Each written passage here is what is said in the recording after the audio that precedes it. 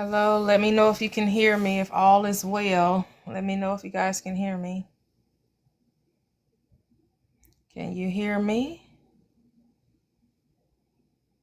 Hey, okay, good. So is it clear? Is it better? Okay, cool, cool, cool.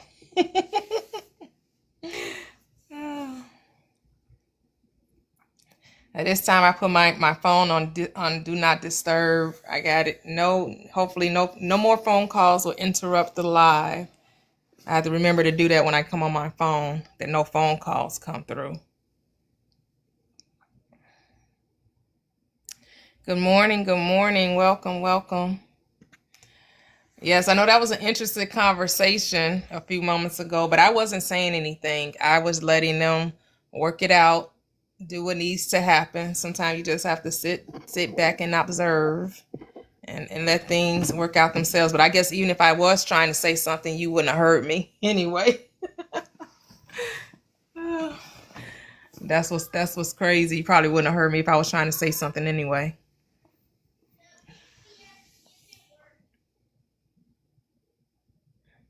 Mm.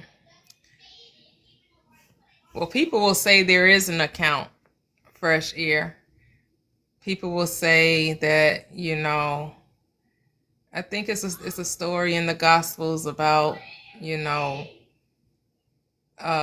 when Jesus, I think when he rose when he rose, that he supposedly went to hell. But I can't remember. I haven't read the Gospels in so long.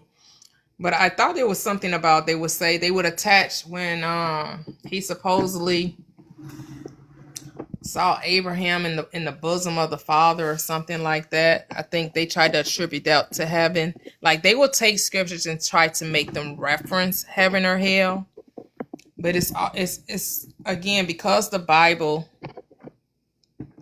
is not a book on actual events, you can make the Bible mean whatever you want it to mean, and that's what people do.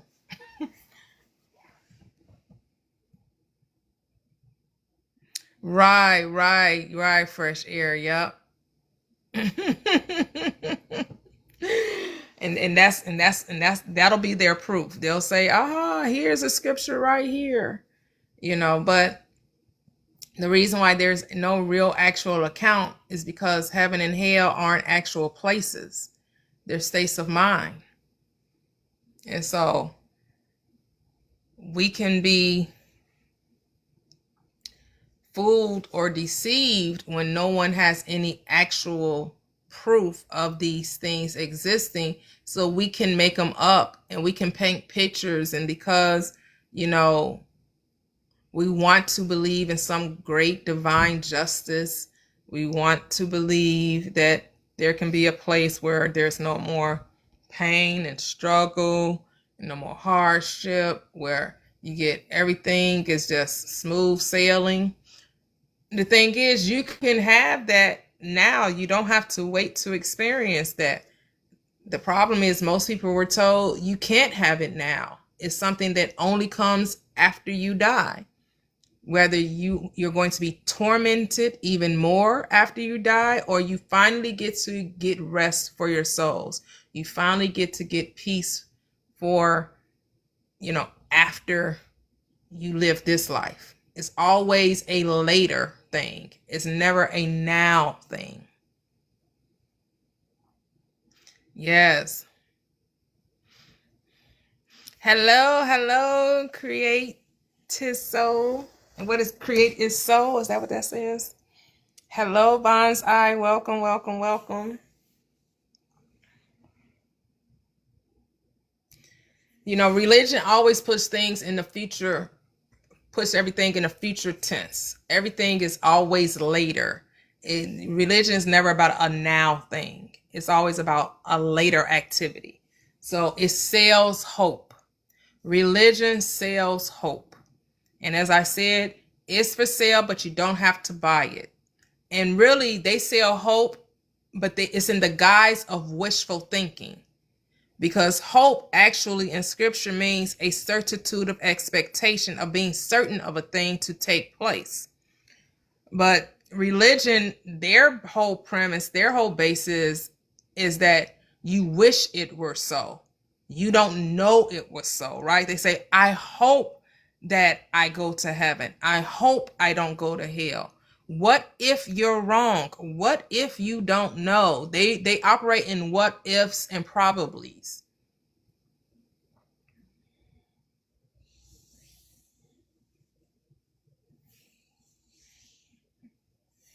Beautiful morning, Kelly Janae.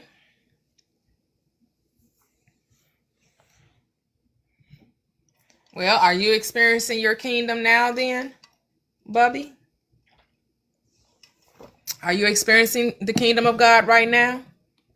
If it's right now, is that what you're currently experiencing? Because I agree. The Bible most certainly does say it's now.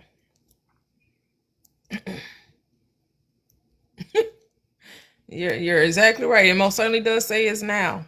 But are you experiencing it now? Is the question.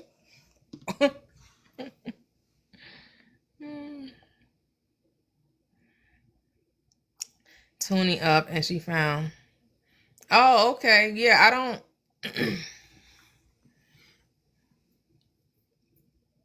I mean, I'll listen to preachers or pastors, that teach mind science, but I don't listen to preachers that still talk about, an afterlife, a judgment at a later time.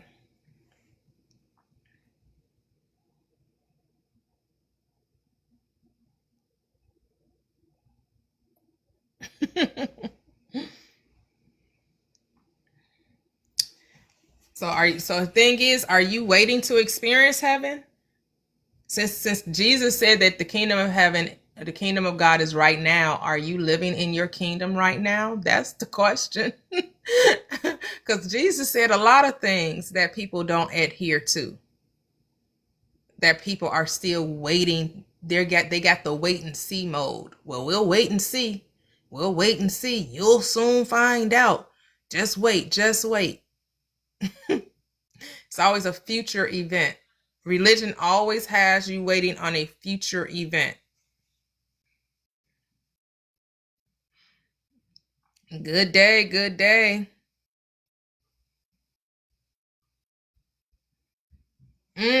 Oh, okay. Yes, Reverend Ike has transitioned this plane. Say God is a myth. Right. God is the personification of the mind. God is awareness. God is when the Bible speaks of God, it's talking about, as Saint Monica was saying earlier, the inner world. Your inner world becomes your outer world. So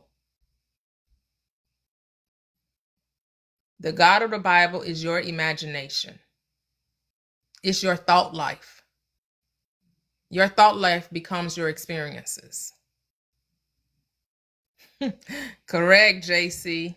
I think you know that. uh,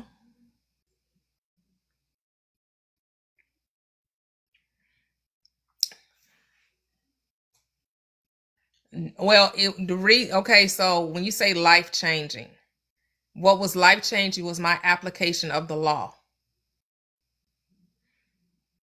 Now Neville helped me understand scripture. But both helped me understand scripture. Reverend Ike is more of a more inspirational. Neville was more teacher like. But the true transformation comes from within me. It comes from me applying what I was reading. So I was life changing.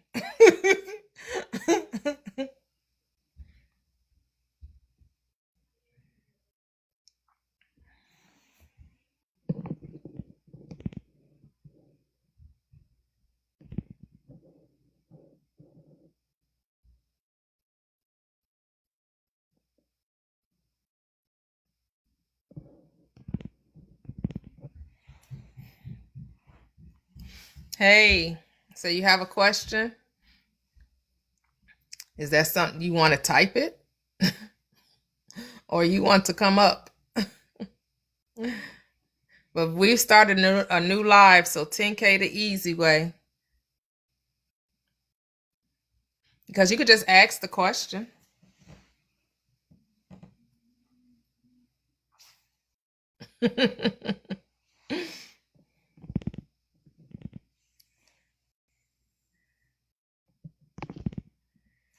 The Bible is most certainly believe in you. The Bible is all about you. It's not about anything outside of you. Mark 11:24 is talking all about you. When you pray, what you believe, you shall have. I mean, that's simple, is it not? Very simple. So simple. That it is so simple. And many of you know that that's all I've said about the simplicity of this truth, right? KISS. Keep it super simple. You don't have to complicate it. And I get it. The mind loves difficulty. The mind loves, and I'm talking about your lower mind, loves to solve things. It really believes it's a problem solver when it's not. The mind, your lower consciousness can't, your ego, your reasoning mind, your logical mind, it's just supposed to select what it is it wants to experience and then leave it alone. And then let the higher consciousness, the greater mind, the Christ mind, let it do the heavy lifting. Let it orchestrate the happenings. Because life just happens according to your belief system, according to what you are doing inwardly. Whatever you're doing inwardly will be manifested outwardly. That is what you're doing inwardly.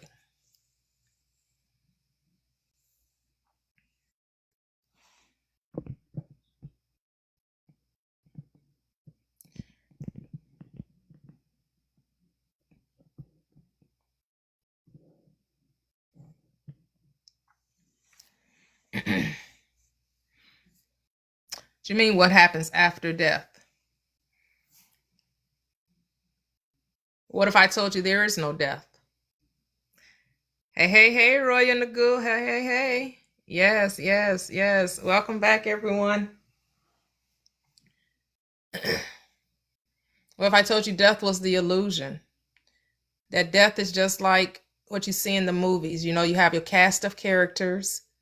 Everyone, you have like a murder mystery, or you have one of those action films. Action film, someone usually is unalived in an action film, right? And everybody's playing their part. You have the quote unquote good guy. You have the quote unquote bad guy. You have those who are deceiving others. You have those who are, loving and kind towards others. They're all playing their role. They're all playing their part. You're sitting there watching a movie and you're seeing people, make their interests and exits. You see some people unalive in certain ways, and you're watching this film and you're getting emotional about it. Your emotional heartstrings are being tugged because you relate to especially if it's a good film, right? If the actors are really believable in their character, in their role, you feel attached to them. You have you want to see them win. Or some people you feel very angry towards, or you have a very strong opinion about, right? Same thing with life. Just like you're observing that film, there's an observer in you and observing this thing we call reality, this life that we're experiencing. There is an observer that's wearing the mask of Toyia, that is experiencing life through Toyia's perspective. And as this life force, this observer awakens different talents and powers within Toyia for her to have this life experience that's unique only to her and to no one else. It's unique only to her, only to her perspective, only through her eyes. And when the eyes, when that mind is awakening in full bloom, you can see the beauty, the magic, the majestic parts of this thing we call creation, this thing we call earth, this plane that has beautiful cascade of mountains and waterfalls and hills and valleys and vastness and architecture and, sculptures and paintings and the engineering of different things, the technological advances we're currently experiencing in our modern day. Like you get to experience that, and you want to call that evil and you want to call that ungodly. Can you not see the beauty that's all around you? It's because your eyes are veiled. Your eyes are veiled to the beauty that's already there.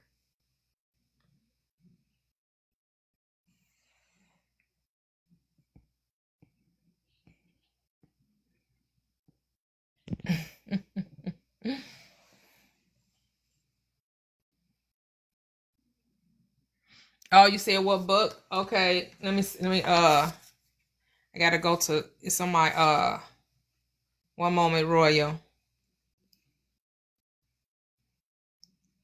I think after I get off live today, I'm going to get back to it.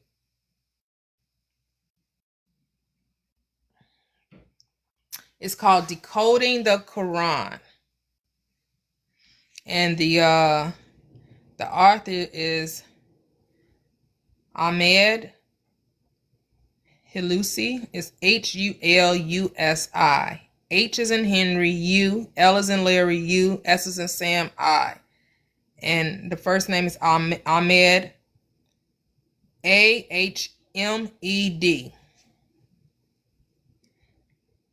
called Decoding the Quran.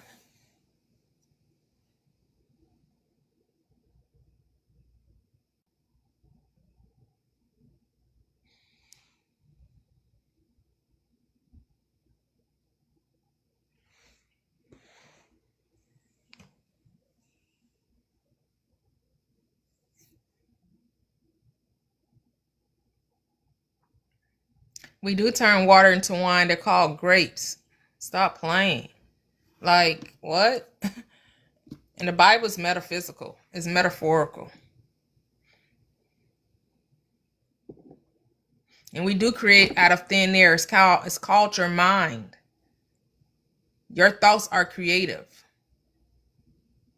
Exactly.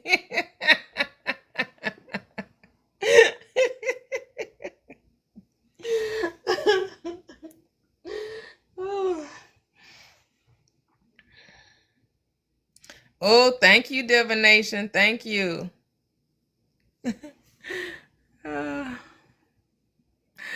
Oh yes, Royal Nagul. I manifested that. Someone came on my live who was a who used to practice Islam and was now, studying the Quran and the Bible from a metaphysical interpretation, and they were the ones that gave me the two books. It's another book I didn't necessarily, I kind of read the beginning. He gave me two books, or gave me two authors. The one book I read, and I wasn't vibing with that one because it really wasn't interpreting the Quran. So I kind of left that book alone, and then he gave me this book, and I was like, okay, this resonates more of what I wanted to learn about, what I wanted to understand.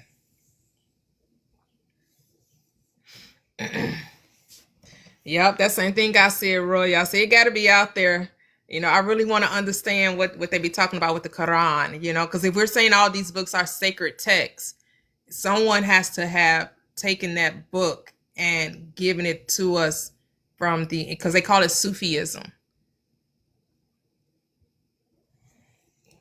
Because if all these books are about us, right, then somebody hit, and I come from the mindset, I don't necessarily have to be the one that interprets. Someone else has done the heavy lifting. So I'll read what they came away with. And it does seem to be a long book as well. And it's a translation.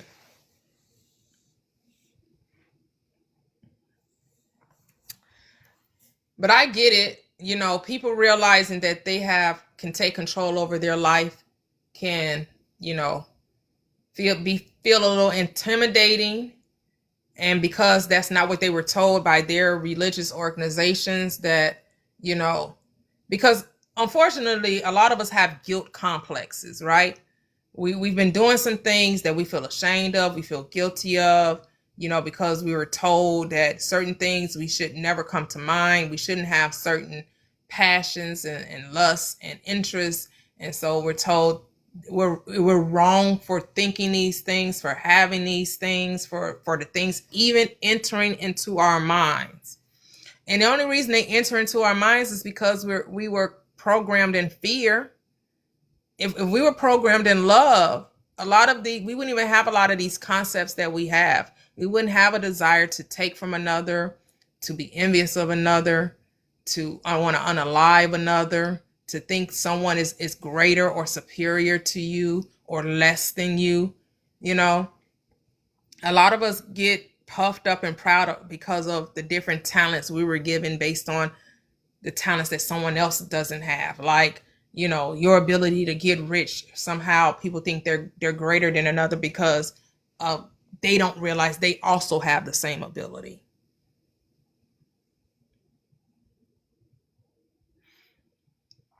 Yes, Royal Nagu. Yeah, the first time I heard Allah arm, leg, arm, head was C. Freeman L.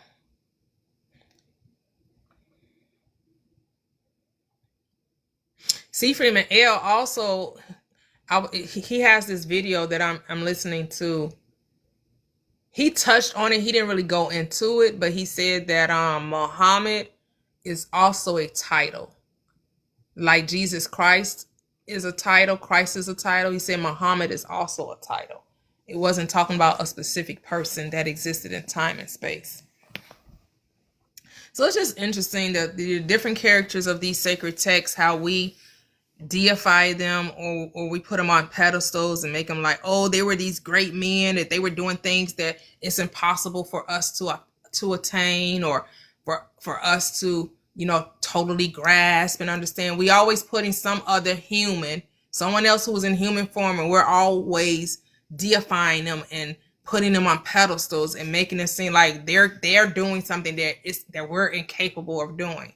And that simply isn't true. If you have the mind to think it and to see yourself be it, then it most certainly can happen. We only limit ourselves because of fear and indoctrination.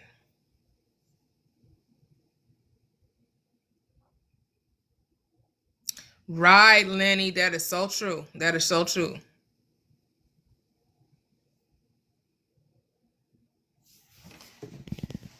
Right, divination. That's what I liked about Neville Goddard, because he would say, that we're all ascended masters.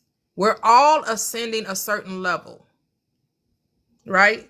That was one thing I liked about Neville Goddard. He never placed anyone above another and said, this person is he saw everyone as God, and that everyone is just on a different level. But just because someone has a greater understanding of spiritual things doesn't mean, it just means they mastered a level. But so are you. You're mastering levels too. We're all mastering levels. So we're all ascended masters. We're all are.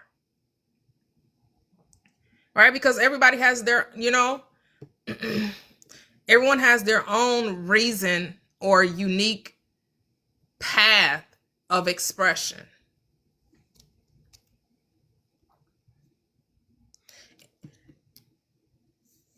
And I just know that the more you surrender to love, you open up more of the power that's within you, right? The more you surrender to love, and that's just all we have to do. Just surrender more to, and love is acceptance, right? It's about accepting who you are, everything about you, and being happy in that state. Because yes, happy in that state. Because yes, you can do things to make things happen, and then others do nothing and it just happens. So then you have to ask yourself, well, I did all these things and these things happen. Then you have to ask yourself, well, I did all these things and these things happen for me. And then someone else will come along and say, I don't know what to, I just had this, mystical experience. I just was dreaming and I was showing these visions and I was showing like, what made this one person have to do nothing and these things happened, as opposed to this person felt they had to do all of these things and they had the same experience or a similar experience. I don't think anyone has the exact same experience, but similar experience. Why one do nothing and the other one had to do all? Because it's our concept of ourselves. Some of us are conditioned to work where others are not. Some people know that they can just get things freely and others think they have to work for it. And so you have to decide which lane do you want to be in. That you always have to work for everything, or that things are just freely given because you exist. And so things just open up because it's a part of the happening. It's a part of the experience. And if you're not experiencing a certain thing, just because you're just not experiencing it, it's not because something's wrong with you. It's not because you decide to eat certain foods or you don't decide to eat certain foods, or you do tarot cards or you don't do tarot cards, or you do have crystals or you don't have crystals, or you study astrology or you don't study astrology. Like, this is just my understanding, is that these things are happening out of your desire for them to happen. And so as you're going on this journey, you're just starting to question more and want to know more and want to know yourself more. And so you go into your, what we call prayer closet, because you just want to know more of you. You want to understand more of how this reality functions. And it really is just a thought life. You remember that movie called A Bug's Life? Well, you have to say this is a thought life. Everything is happening as a result of thought.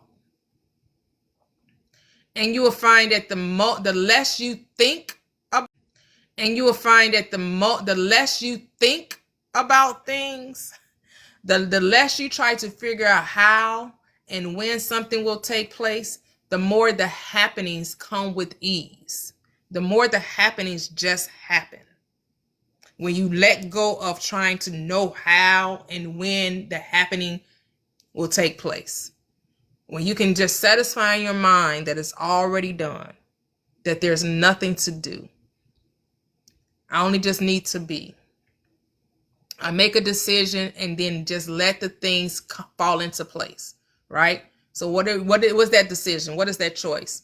Well, I desire, I have a great gift at whatever. I have a great gift at, I call myself OCD. So I'm not talking about me. I'm just saying, and somebody might say that about themselves. Oh, I love to clean and I love to see things in order. Oh my goodness, I would love to go and start a business where I go into other people's homes and help them get organized and help them maintain, a clean home and everything in its right place and order. I can build a business from that. And guess what? It's going to be, the joy of this business is going to be so fulfilling because you decided that it would be. And because you decided that it would be, it must be. But you can have the flip side of that too. You can know that you have this gift to go in and clean homes and put and organize for others. And you could say, but it's going to be hard. Where am I going to get the clients from? How do I start up? What do I do? You can build these obstacles and these hurdles with your business. And you can create the reality of starting this business is going to be very difficult and challenging.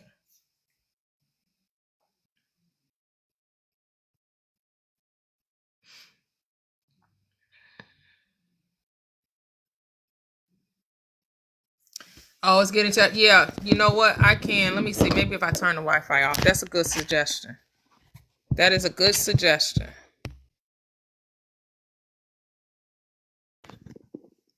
I turned the Wi-Fi off. Let's see if that works. So I turned the Wi-Fi off. How was that, fresh air? Hello, Caleb. Say healthy hearing extension. Hello. You say, how would it, you have to say what it is that you want your relationship to be. Speak life over your relationship. The best way to repair a marriage is to repair yourself, which is to love on you. As I tell many people, when you love you, others will too.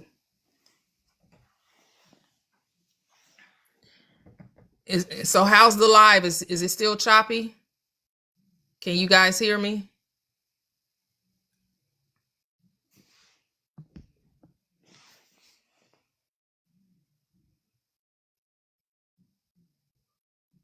Okay, good. Okay, yes, I turned the Wi-Fi off. I'm on my data. Cool. Could be placebo. Right, right, Lenny. Uh,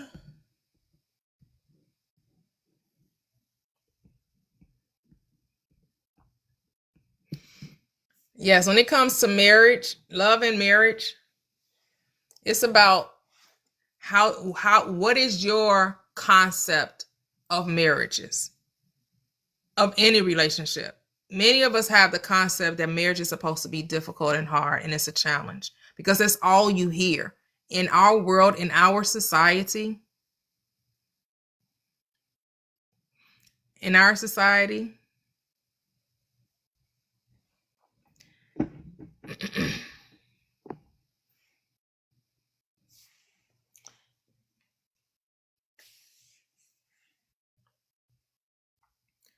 we're told that you have to struggle through relationships.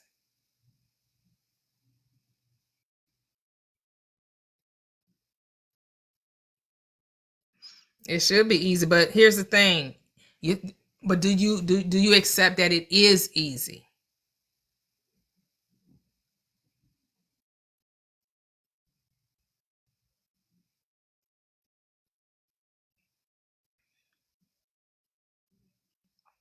Okay, so then why isn't it easy?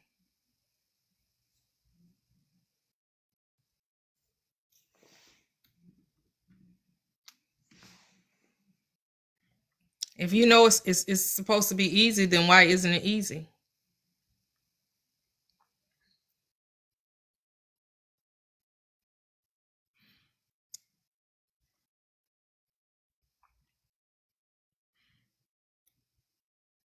Oh, okay. You say that you have to get over. Do you understand why the infidelity happened? Yes, 10K. Woohoo! Because understanding why it happened will help you to transform it so that it never happens again.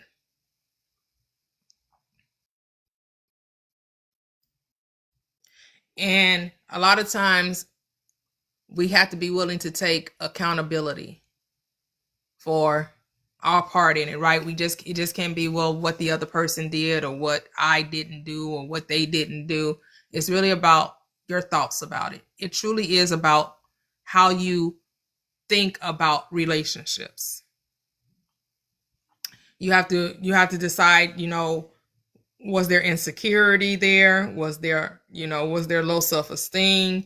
Was there a lack of self-confidence? Did you feel neglected or abandoned? Because if those things are present in your mind, you're recreating the circumstances again. And so how do we get rid of those concepts? We have to operate in love and acceptance.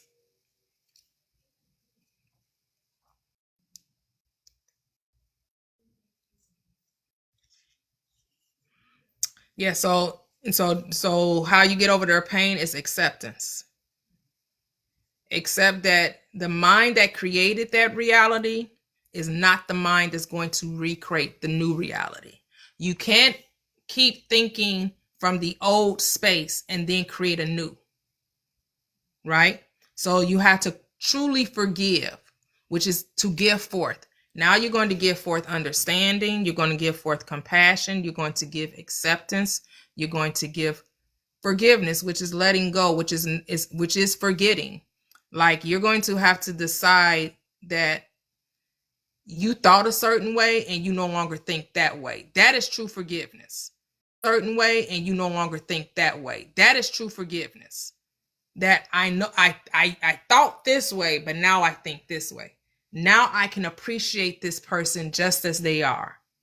I don't need them to do anything different for me to love them, for me to accept them, that they're not responsible for my happiness. They're not responsible to make me feel secure, to make me feel worthy, to make me have confidence.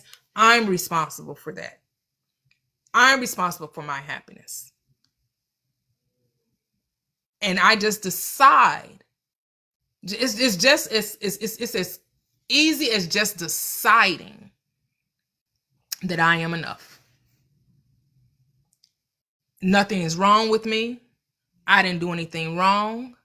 Yes, I used to think a certain way, but now I don't. That was my only error. I thought I wasn't enough. I thought I needed to change them so I could feel good about me.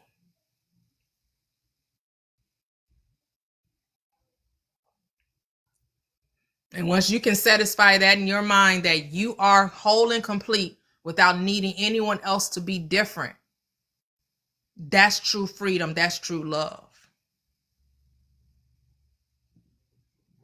And so you're not nagging them. You're not trying to make them over. You're not even trying to change you.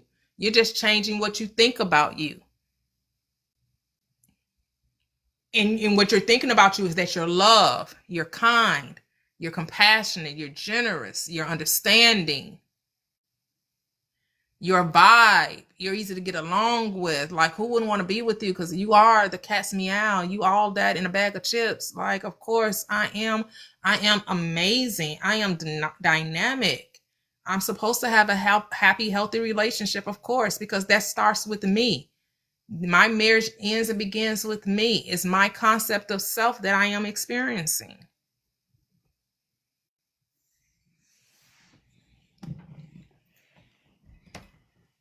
And that goes for every area of your life. Your thoughts are creative. Your thoughts. And then when you think of your spouse, think of them the way you would want them to think of you. Like, how do you talk about your spouse to others? Because whatever you're saying about them in your mind and to others, that's why they show up the way they do. Like, when you speak of your spouse, if you do you speak of them from a place of love, of understanding? Like Philippians 4:8 says, think of whatever is honest, whatever is true, whatever is noble, whatever is of praise and of good report, whatever is just. Think on these things. So are those the thoughts that's in your mind when you think of your spouse? Because whatever you're thinking, you're creating. Because what you think about, you bring about. And you'll come to realize that you don't see people, you see your concept of them. So what concept do you want to see? Because you're really just projecting the inner world to the outer world. And you're putting your thoughts on them. So why would you not put the best thoughts on them?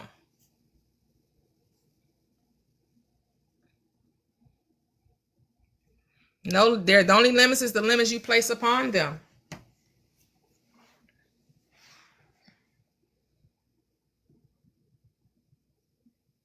Here's the thing, Healthy here, you have a right to be angry, right? You can be angry. No one's saying that you should be emotionless. No one's saying you shouldn't feel hurt. No one's saying you shouldn't feel angry. Okay. Allow yourself to feel that. That's part of the human experience, right? The Bible reminds you to be angry, but sin not. Be mad about you can talk to yourself about it. Talk yourself through it. Allow yourself to feel the grieving that experience. Let the tears flow. Let the cleansing begin. And then after you've done all that, now what are we going to do? Are we going to keep recreating it? Or we're going to say, okay, I got the anger out. I really felt hurt. I really felt betrayed. I felt there was dishonesty. I truly believe that's what took place. Now what? Now that you've done all that, now what? Now what are we going to do? Are we going to keep living it, recreating it? Or we're going to decide now, I love this marriage more than that act. That's what you have to decide. That I want this marriage more than I'm going to continue to consider the act.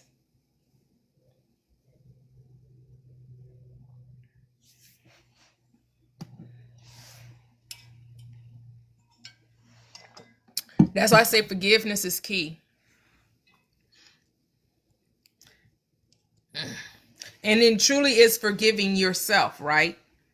Because a lot of times we beat ourselves up. We be like, well, the blame game, the guilt, the shame, the remorse, the regret, what other people think, especially if you shared it with others, and then you're deciding to stay committed to the relationship, and everybody's going to have their opinion about it. And so the best thing to do is to quiet out the noise, to remind yourself that other people's opinions do not matter.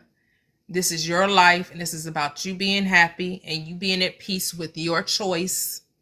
And can you find peace with your choice?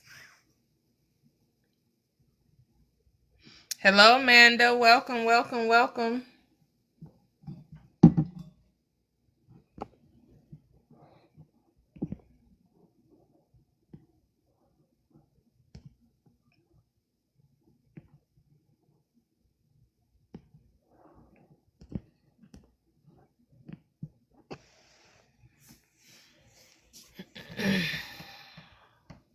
Yeah, I don't understand. Yeah, we changed the channel.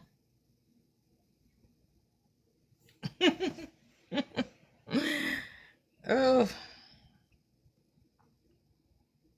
we really are the creators of our own life, right? We really are. I mean, man, our thoughts are just so powerful.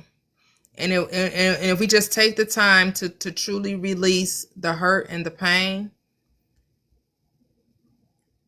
and the belief in betrayal or deception or dishonesty, and really turn that mirror on self, right? Really turn the mirror on ourselves, because a lot of times we like to turn the mirror on others, and the mirror is never for others. The mirror is always for ourselves. It's about us taking accountability for our thoughts. You're welcome.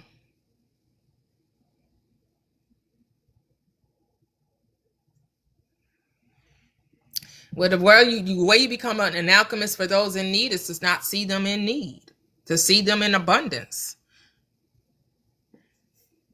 That's how you alchemize wealth, is to not see poverty.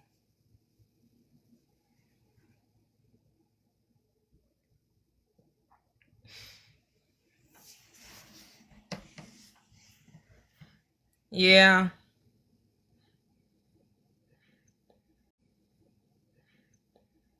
I mean, so you never had, like, you never heard people talk about being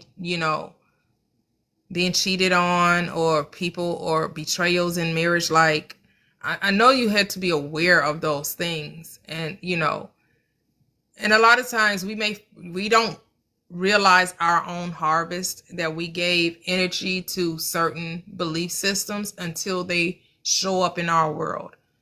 But I know for me, I was clearly aware of my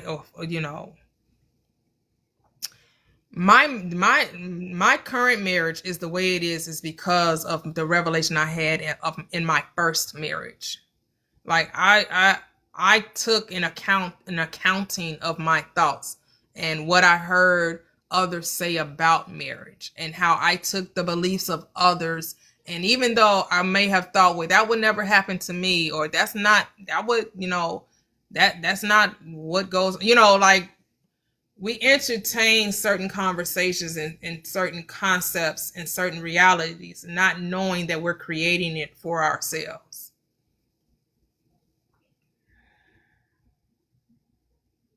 Yup. Reality TV said love songs. Yup. Yup.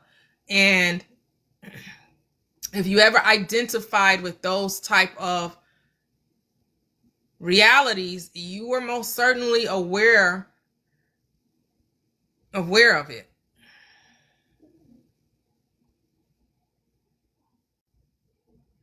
Yes, yes, absolutely.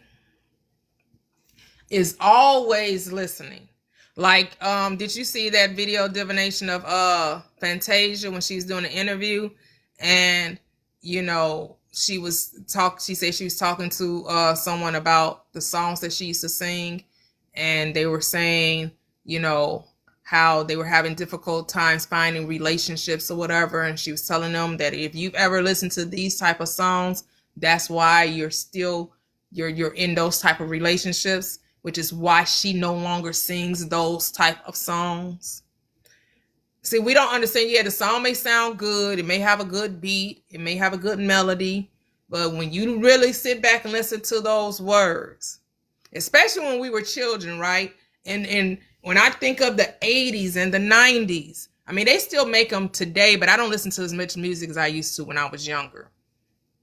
And I listen to the Whitney Houstons, and you listen to SWV and all these different songs that they're playing the side chick, they're playing the other woman, and you listen back, you're like, damn, that definitely was like SWV had two songs where they were playing the other woman, and Saving All My Love for You by Whitney Houston. And we young, we preteen, early teen, I'm in my early 20s in the 90s, because I was born in 72. So in the 90s, my whole 20s was the 90s, right? And so, 92, I turned 20. So it's just like your preteen, your teenage years and your early 20s. And I'm just like, man, all these songs we thought were bops, all these songs that we, Mary J. Blige, most of her music is about struggle love. Her music is about struggling in relationships, that quote unquote hood love. Keisha Cole, Fantasia, they're not singing love songs that inspire or uplift. They're songs about struggle.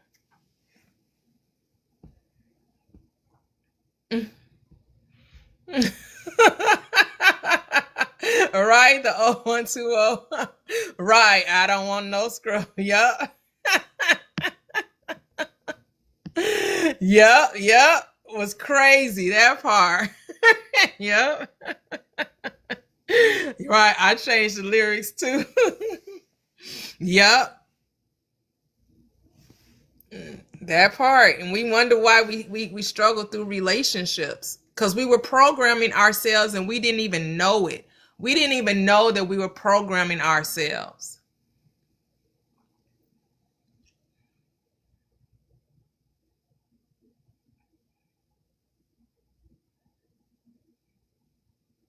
Yeah. Oh, that's good. That's a good book. Check it. Yep. The Game of Life and How to Play It by Florence Scovel Shinn. Yep. That's a great book. Man, though, that's what it's here. The words are powerful. Those are the power, and it's like you have to realize what you're giving your attention to, and that you're creating these situations in your life. And if you would just change the way you think, and it does take practice, right? Because you have been rehearsing that old state of mind these many years. However many years you've been thinking this way about relationships and singing these songs, and now you gotta change the station. Now you gotta turn the dial. Now you gotta tune to a whole new way of thinking, and that relationships are easy, that relationships are enjoyable and wonderful, and you don't need a person to think the way you think or do everything the way you would do it in order to appreciate them and to accept them.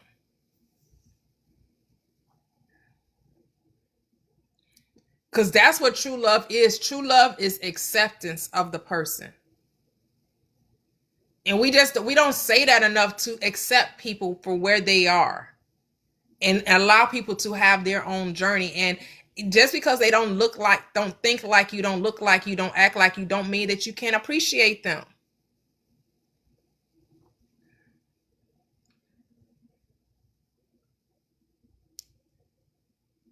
Oh, surround my.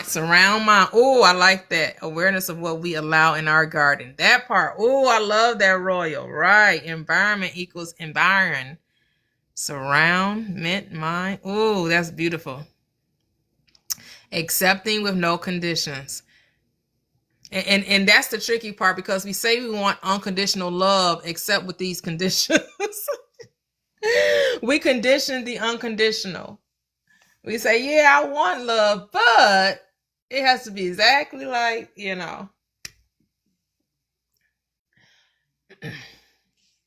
And you'll find when you truly love you, when you truly accept you, the peace is easy, the patience is easy, the kindness is easy, the joy is easy. Because you know that there's nothing wrong with you and there's nothing to change about you. And now you can be free in your own skin. You can be free in your own environment. You can be free in your own mind. And then you're not so concerned about how someone else is showing up and what someone else is doing. When you come together, you're truly enjoying their unique expression. Like you're truly enjoying it. Like how they show up, what their talent is, how they express themselves, allowing them to think differently than you and giving you a different perspective. Like, oh, I never thought of it that way. Oh, it's interesting that you said that, right? Like my husband and I, yes, we're on this journey together, but our paths are still extremely different, right? So like he was into the Anunnaki type stuff. He was into the Emerald Tablets, listening to what's that black guy name? They talk about the Emerald Tablets, always talking about Thoth or whatever his name is. He was in Billy Carson. He was into Billy Carson. He was into the past life regressions with what was the white lady name with the past life regressions? I can't think of her name right now. But I wasn't into that. I wasn't into the past life regressions. I wasn't into Billy Carson. But I wasn't like, oh, we're on this path and we both should only be reading Neville Goddard. Dolores Cannon, thank you. I wasn't telling my husband his path had to be like mine. He was into the crystals. He bought the book of crystals, telling you about the different quote unquote powers associated with the crystals. Like he bought the tarot cards. I did buy the astrology book. I did go get some crystals with him. I went to the crystal store with him and bought some crystals, but like he made necklaces out of it. He still wears his necklace occasionally. I had it. I kind of, I did it for maybe a week or two. It just wasn't my thing, right? But was that going to cause strife or contention in our marriage just because his path was different than mine? No, because we both know that thoughts turn to things. We both know that it's our minds that are creative. So even if he went on that path and I went on a different path, didn't make either path right or wrong. You call that the Hotep space?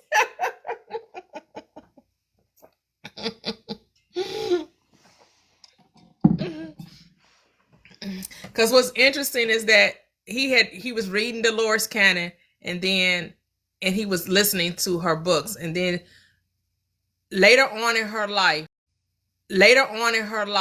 she wrote a book where she was having, like, she kind of was doing this whole channeling thing too.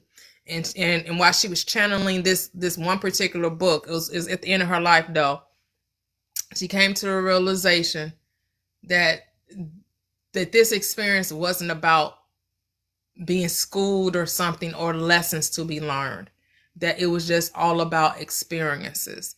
I was like, yeah, she went, but that was her journey, to go through all of those things to finally come to the realization that all of this is just about experiences. This is not about a karmic debt. It's not about a schoolmaster or lessons to be learned. It's just all about experience. Because God doesn't need to learn anything. God is just remembering that it's God. That's it.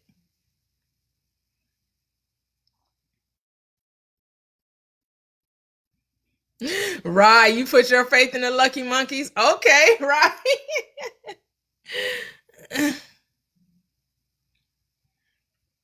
Oh no, Royal. No, because I was in church before I met the minister. before I got married to the minister. I was already in church. So church was just a part of the path. And I believe that me going through church is why I'm doing what I'm doing now, right?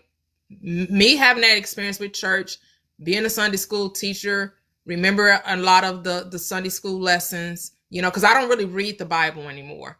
A lot of this comes from recollection and from me listening to Neville Goddard or reading Neville Goddard, Dr. Joseph Murphy, Reverend Ike, Bill Donahue. I don't necessarily have to read the Bible anymore because I was an avid reader of the Bible when I was in the church. And even though it was 20 years ago, it still resonates with me. Those stories are still there. Now, do I remember every story, every gospel story? No. Do I remember every mention Daniel?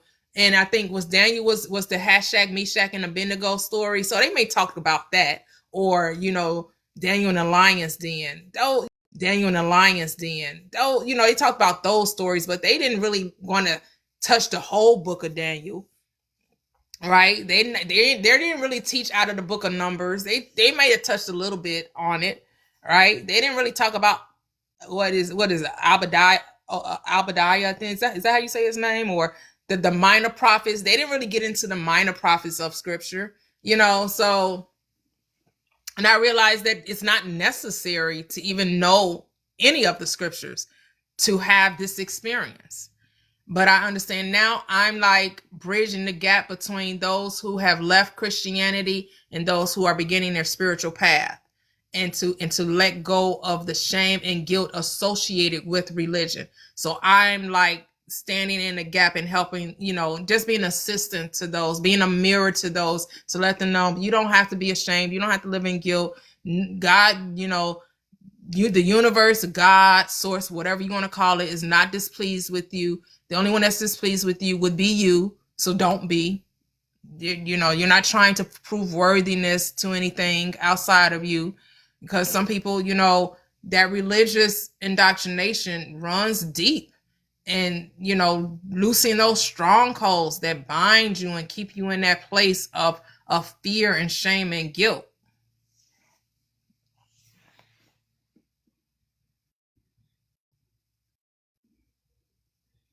Oh, no problem. No problem. You don't have to be sorry. It's nothing to be sorry about.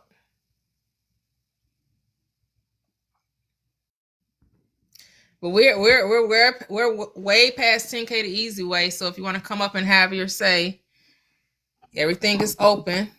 Everything is open.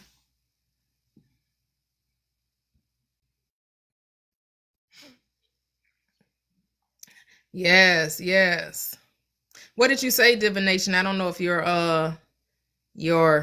comment got filtered, because you said I mean this in a positive light. I didn't see what you said.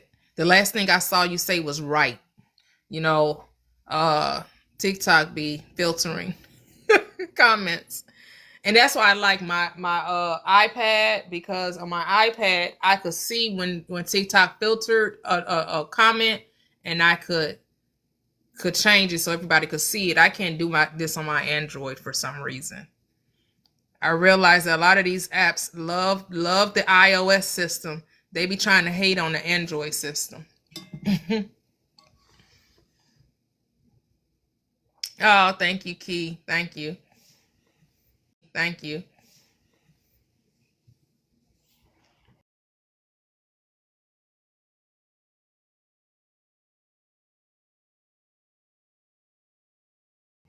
Yeah, I think everything happens when it's experience of being human.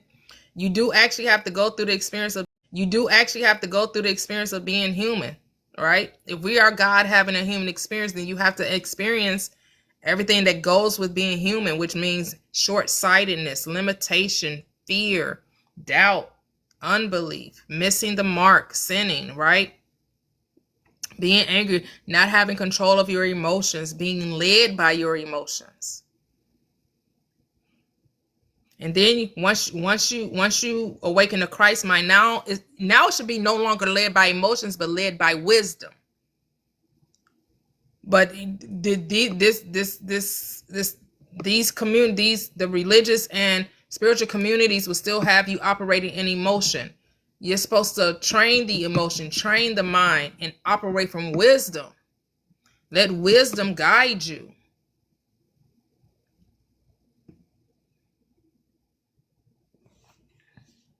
You say it's glitching. I don't know. I changed it a few times.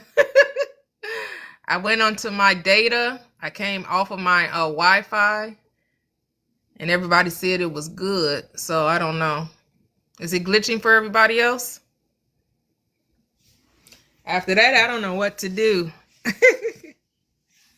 Nope, not reading anything. You read it.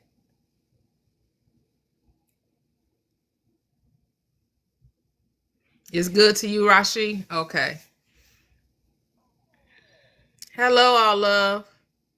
So some people are experiencing glitching and some people are not. Yeah, I don't know.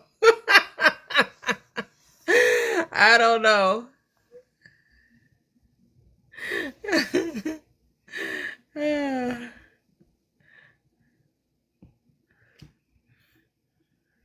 Yeah, anybody always coming here talking about read some Old Testament scripture? They always trying to pass down some judgment. They found some fear tactic in scripture and want you to read it. No, it's not for me, it's for you. The law is for the lawless. Remember, the law is for the lawless, but remember, there is no law against love. So when you operate in love, you never have anything to fear. You have nothing to fear as long as you operate in love.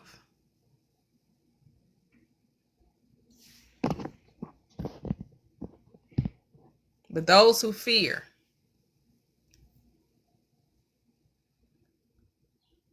absolutely no fear. We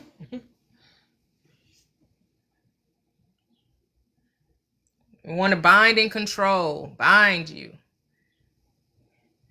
But thank goodness, praise the Lord, saints, that we're no longer operating from that mindset.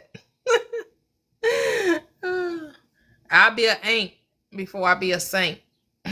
I don't even know what that means, saint.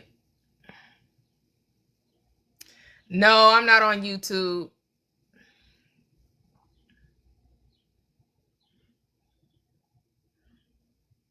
Yeah, I don't know. I may have to, yeah.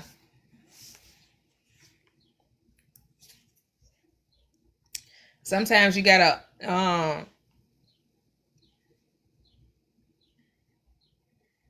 delete the app and then add it back. Maybe I have to delete the app and then add it back.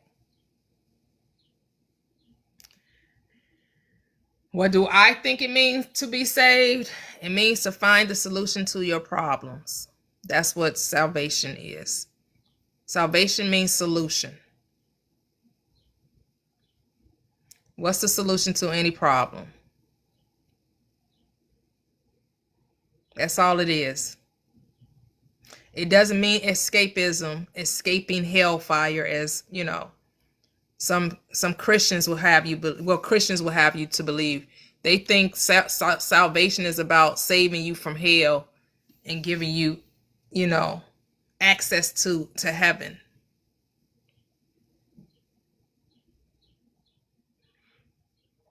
Oh, okay. Yeah, I did that. I did that with my iPad too. I end up that may be it too. I gotta try that too, Lenny. That may be, yeah. I don't think I might not have it's probably been a week or so since I restarted my phone. Peace and balance. What's up, serious God? What's up, God?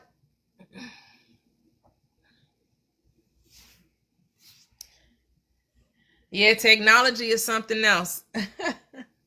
I said I was going to try going live on my iPad, on my laptop, and see if that works better. We'll see.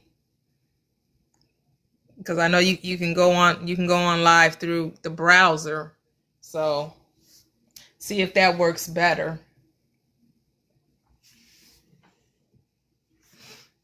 Yes, rescue. What are you being rescued from, right? Saved from what? But that's what they tell you, right? That's what the religious organizations tell you. You must be saved from yourself. But you can't do this thing alone. You need a savior. You know, the savior is going to help you, give you the power to live this life, to, you know, you're always warring against, you know, outside entities. You need protection, and only, you know, God can protect you. And because the concept of God in the Bible, and not in the Bible, the concept of God of religions is not my concept of God.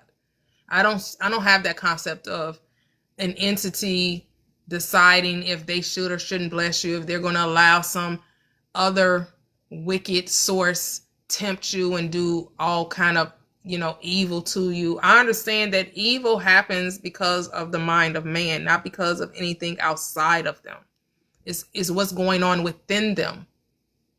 And it's not because of some demonic possession. It's because of their thoughts.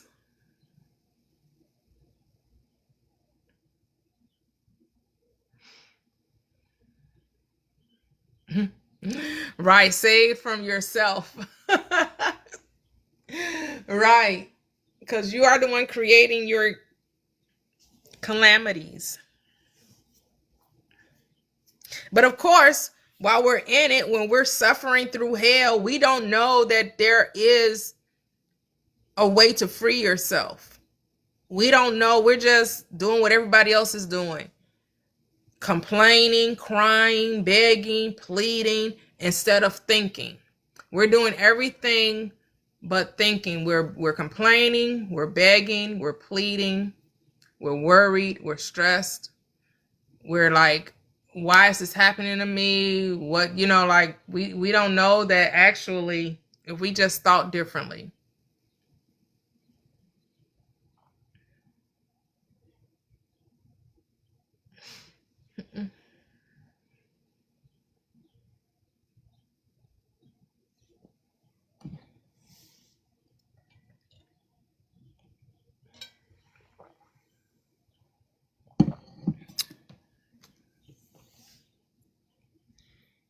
So being humans is all about crying, begging, pleading, worrying, complaining, stressing, being full of anxiety.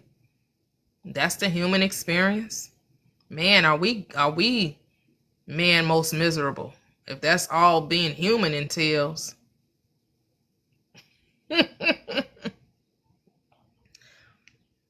But you have to know that's not all being human entails.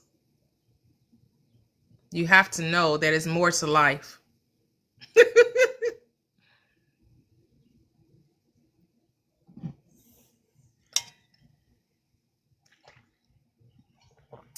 I didn't say we don't do it. I say we don't have to do it. That's different. I didn't say we didn't do it. I'm saying we have other options.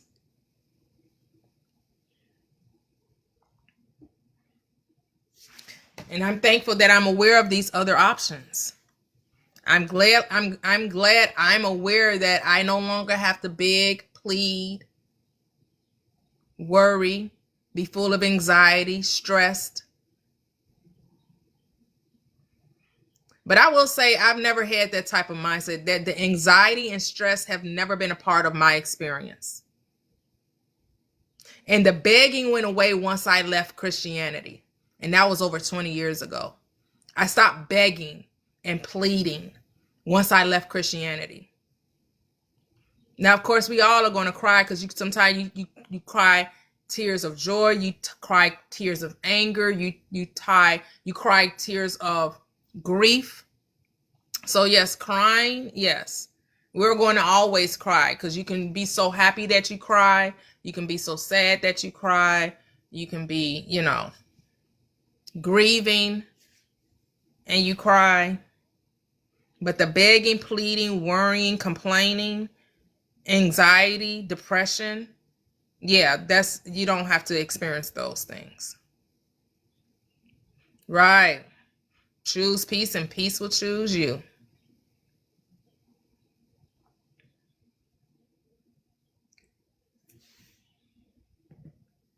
Are you, so you talking about that? Is that going to change it, Raymond?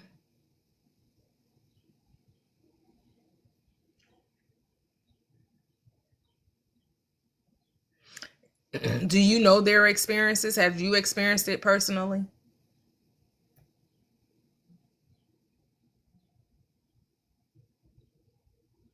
I think we speak of things that we know not of just because somebody else told us about it.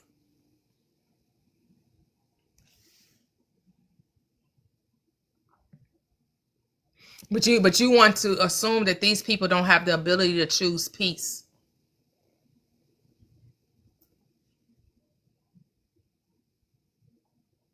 That you can't have peace in the middle of war because you think peace is on the outside and not on the inside. Do you know peace comes from within and not from without? And if you're waiting for the world to be just right before you experience peace, then you may never experience it. But you make the world right when you choose peace. That part. Though I walk through the valley of the shadow of death, I shall fear no evil. That's why I wonder, But hey, are you a Christian, Raymond?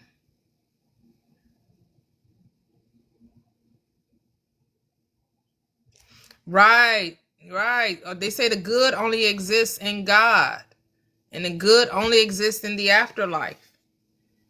And I'm like, do you experience any good in the land of the living? Like David said, I've been right to see the good in the land of the living. Do you not see the good in the land of the living?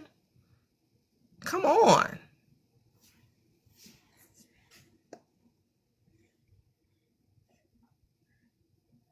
It's like the doom and gloom. I guess if I had that mindset, I wouldn't even want to be here. Here's the thing what's just so interesting with Christians. They say that this world is so God forsaken, yet they're not in a rush to go be with their Jesus. I saw a video that said that when the rapture comes to take away all of the Christians, that's when we'll experience peace on the earth, because all of the Christians will be gone. Then that's where peace will actually be here upon the earth, because the rapture will have taken place and have scooped up all of the Christians.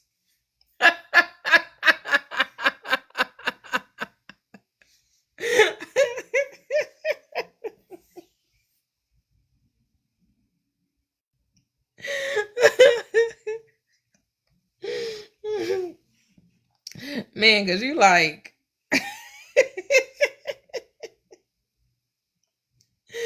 where is your hope?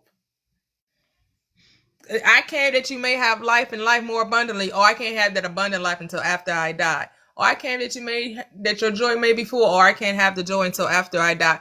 I came to give you peace that surpasses all understanding. Or I can't have the peace until after I die. Well, then what benefit is it of being a Christian now if everything is always later?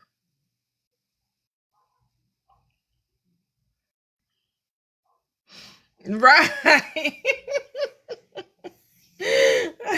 Like if everything that you want is always at a later date, what benefit is it of having it?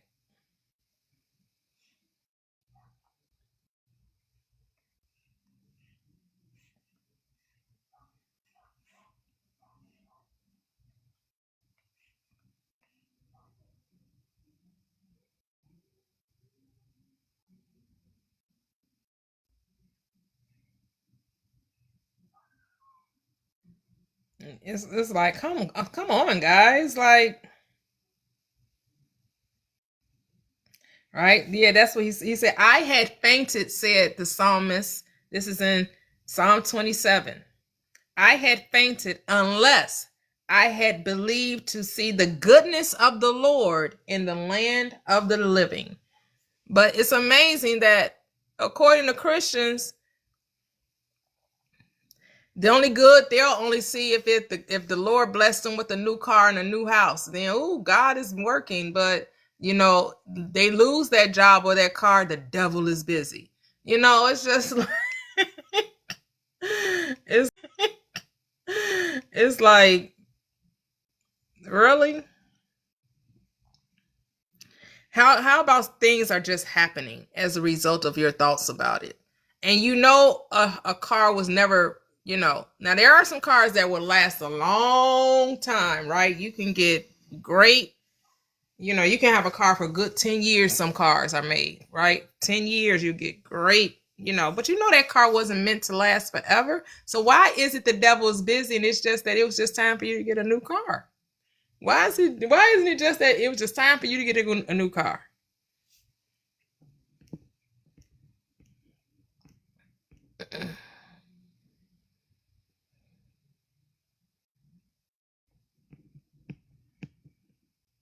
Yep, forced fear. Exactly. They don't. Some just talk to talk.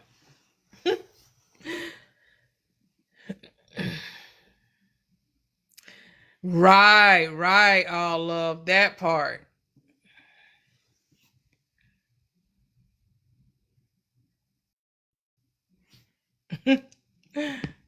Actually, I don't know that scripture. Psalm 77 and 11. Let me see.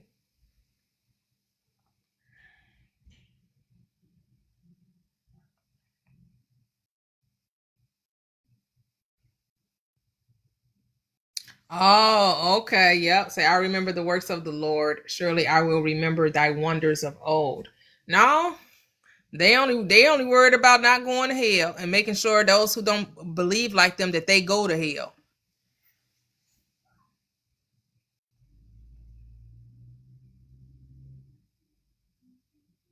Right, the mansion in the sky.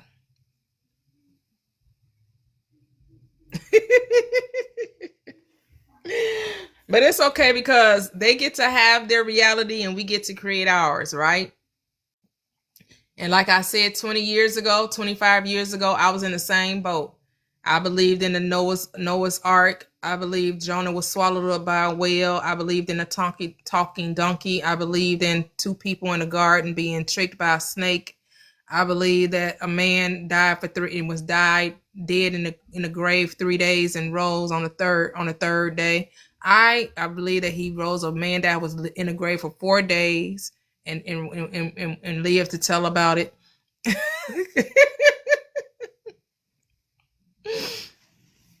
I believed all of it. Because I ran a church thinking they had the answers and they told me all of these because it was like, well, if God is God, of course he could do these fantastical things. Of course he could, that's what this book was about the fantastical things that God could do. It has to make you wonder though, of all of these fantastical things that were happening in scripture, why are so many people in church so miserable? Right? If they truly believe God could do these wonderful, miraculous things in scripture, why isn't God doing these miraculous things such as stopping war or making sure every child is fed, making sure disease doesn't exist in the world, right? If he can make a tonky donkey, if he can make a serpent talk, if he can make someone survive 3 days in the belly of a whale, then why can't he do the things that just bring heaven to earth right here and right now?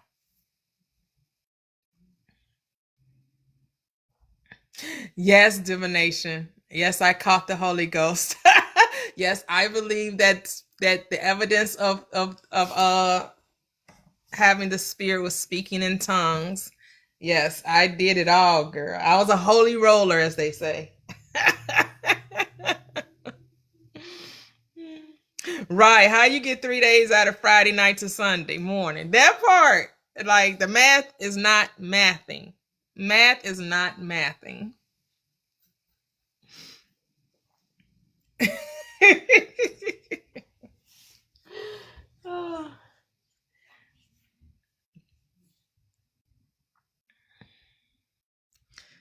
Oh, I like that. Church is for sinners, not saints. That's what they say. Church is for the sick. That's what they will say. The church is, and you definitely cannot be in your right mind by being part, of an organization that only operates in fear. You're definitely sleepwalking through life. But that's okay, because we all came through that, in some form or fashion, whether you were birthed to wealthy parents or you were birthed to parents that weren't impoverished, whether you were birthed to scholarly parents or you were birthed to uneducated according to societal norms. Everyone still has their own path of awakening that they had to go through.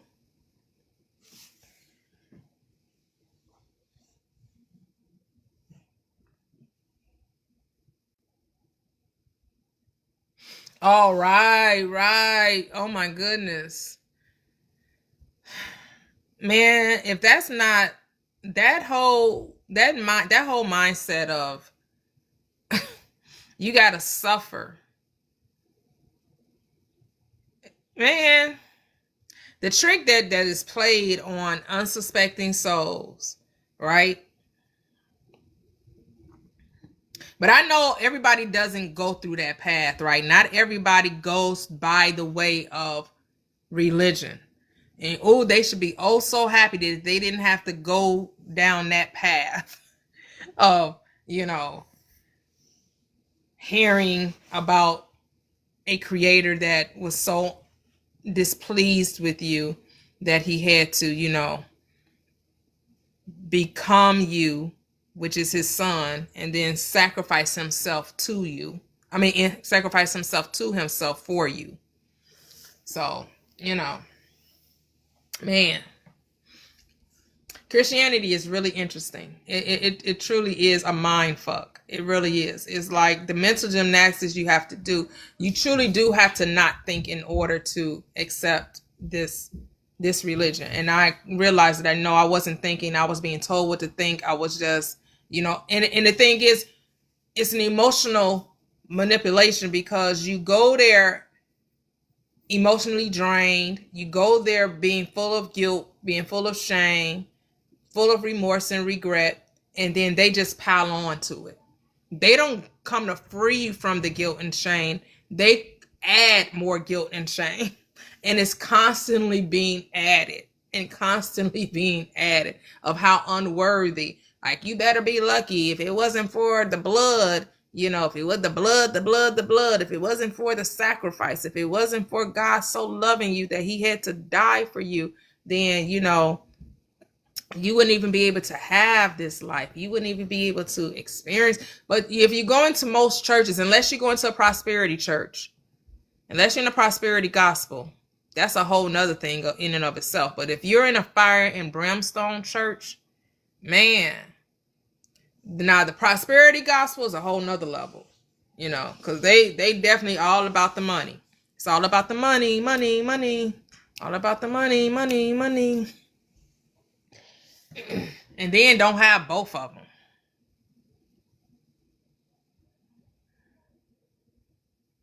Right. They definitely have an obsession with oh my goodness. But the church in itself is just a money grab. It is. But it's amazing that society at large is all about money. Like, how do we get here? How do we get here to worshiping the golden calf? Right? Because that's what's going on. Money is the golden calf. Like, how did we get here where money was the end all be all? Like, money definitely is the god of today's society. Like, and it doesn't matter where you are in life. Money is king. Money is Lord. Money rules.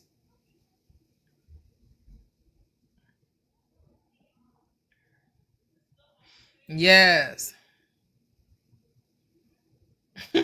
Right. You thought that was the true Christ, right?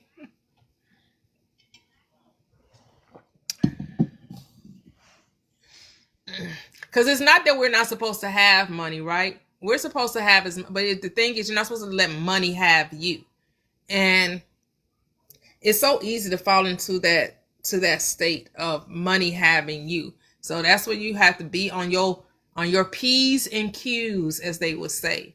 Cross every T, dot every I. Be aware that your desire for abundance, for wealth, for safety, for security, that you understand that you are all those things without the money, that the money is just an add-on. It's just a cherry on top. It's a symbol of your wealth, but it's not the reason for your wealth, right? Because money is just a tool, as they say, of exchange. You could say that it's energy, but everything is energy. There's nothing that's not energy. So I don't know why we like to put money on this pedestal and try to say that, oh, money is everything is energy.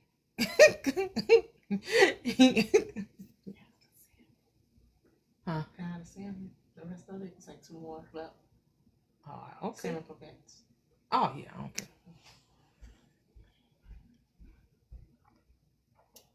Yep. When you understand that you're God, all those things come naturally. Yep. You want one for anything. Yep. That's it. Render to. Yep. I think it's the whole world ghetto gospel. It's just not. I mean, if you really think about it, the whole world has that dual mindset of wealth and poverty. And you'll find it on every landmass. Yep, it's the whole world. And you see it now that we have made it easier to communicate with the rest of the world at any moment in time, right? At any moment in time, we can communicate with others on different land masses and how, the world's economy, right? And how everything is intertwined and everything is connected,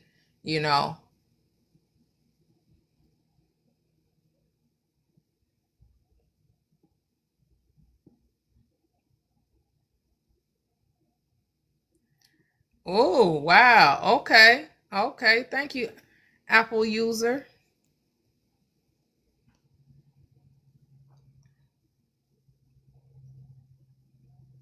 Oh, wow. So you was always so tired. Yes.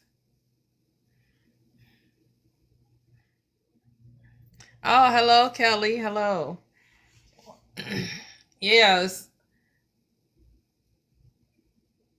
But here's the thing. That's just like in the day of Moses, right? Day of Moses goes up to commune with the I am. Yeah, right? Because you have to come to the higher level of consciousness to commune with the God within you, right? He goes up, and the children of Israel, they're like, where he at? He taking too long. And they decide we need something to worship.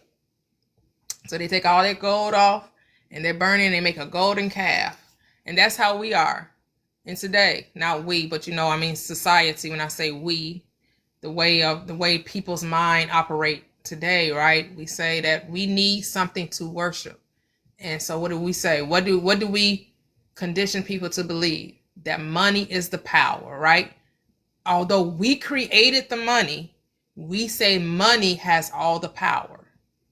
Not knowing that your mind is the power, that the coin of heaven is your mind, that all you would have to do is to use your mind to give yourself whatever you desire to have and allow it to show up, because it's already there. You already possess all things.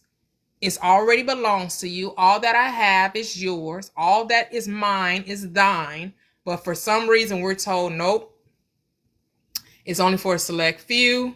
Nope, this isn't for everybody. Nope, it's only a certain amount in the pie, and some people can have it and some people can't.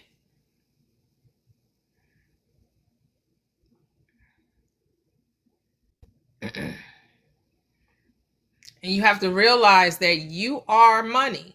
As Reverend Ike would say, I am money. I am the idea of money. And what does that mean? What does it mean to be the idea of money? That I already possess all things. And the only reason why I'm experiencing lack is because of my belief in lack. And if I would change my belief to abundance, then I would only experience abundance. But as long as I have the belief in never having enough, just getting by, just over broke, barely making it, keeping, like Good Times, keeping your head above water as opposed to sailing on the water, right?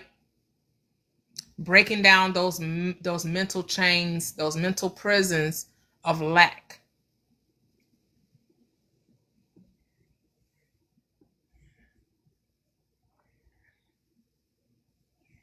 Yes, Reverend Ike. He'll get your mind right when it comes to money, because he has the right perspective when it comes to money, right? He tells you, like, your ideas will bring about the amount of money you need to experience in your world, right? And these ideas, it can be a business. Like he said, I think he gave a story of his wife and somebody. They were walking or were along the highway or something, and they just saw money just on the lawn, and they just picked up this money. Or how he went to a speaking engagement and he went and grabbed his suit, and it was money in the pockets of his suit. In two of his coat jackets, his suit jackets, he found money in the pockets of them. And he said, he didn't put it there. Money just, like how money just shows up in your reality.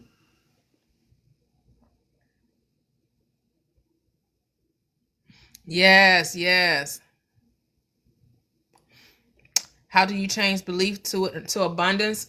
Well, first you have to stop speaking lack. It's your thoughts. Your thoughts are creative. And pay attention that this world is abundant.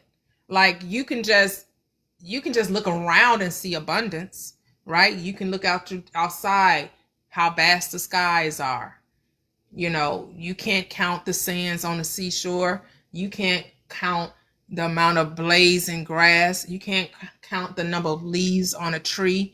When you have sugar, you can't count the grains of sugar. You can't count the grains of salt, right? You go in, just look in your own world, your own house. You open up your cupboards. It's not just one glass there. It's not one saucer. It's not one plate. You go into your bedroom, you just don't see one pair of jeans or one pair of shoes, right? Like, even your thoughts, you can't count the number of thoughts that you have in a day. Because say you didn't even have none of these physical things I just named, right? Maybe where you are, there is no grass growing. But even though it's no grass, you're definitely going to find some trees. It's almost impossible to be somewhere and you don't see a tree. Now, you may not see some grass. You might see the, quote unquote, the concrete jungle. But you're going to see a plant or tree or something. You're right. But just take your thoughts. You can't count the number of thoughts you have in a day. That's abundance right there.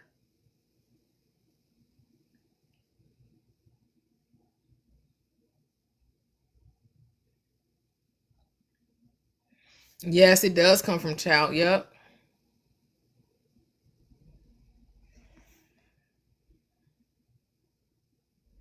Yep. Look around and see.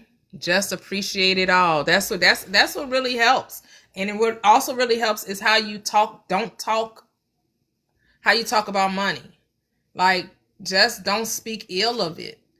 Don't stop saying it's hard to come by, it's difficult to get, I got to work hard to obtain it. Like, that whole mindset has to go. You have to now shift the focus.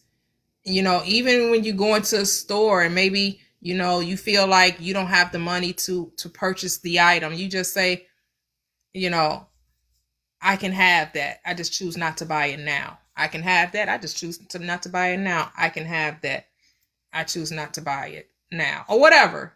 But don't say that it's impossible to get. I don't have enough. Where's the money going to come from? How am I going to get it? Let those thoughts go.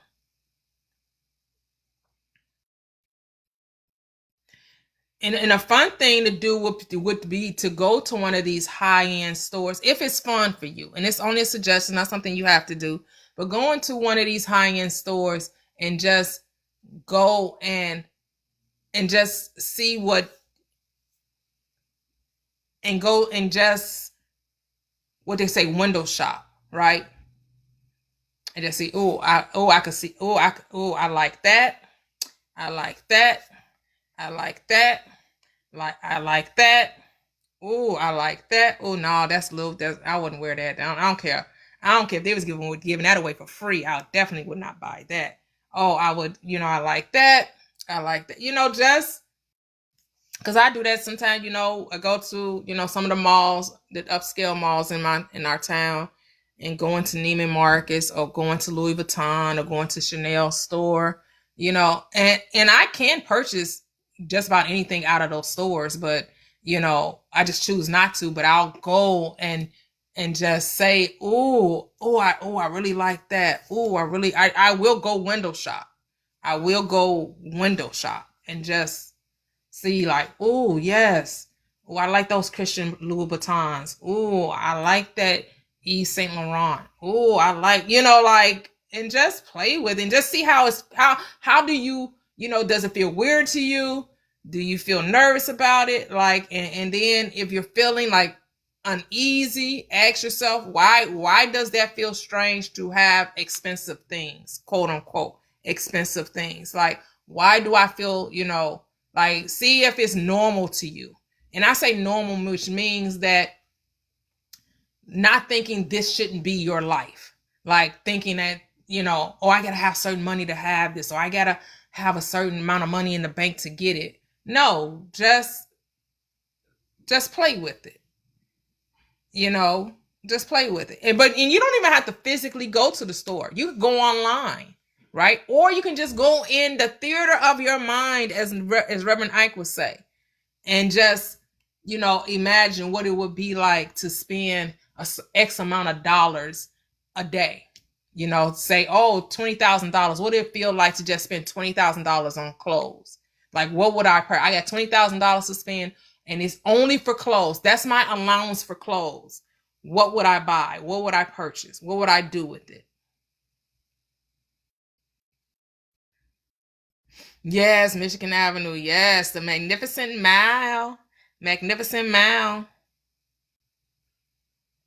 Yep. See yourself doing. Yep.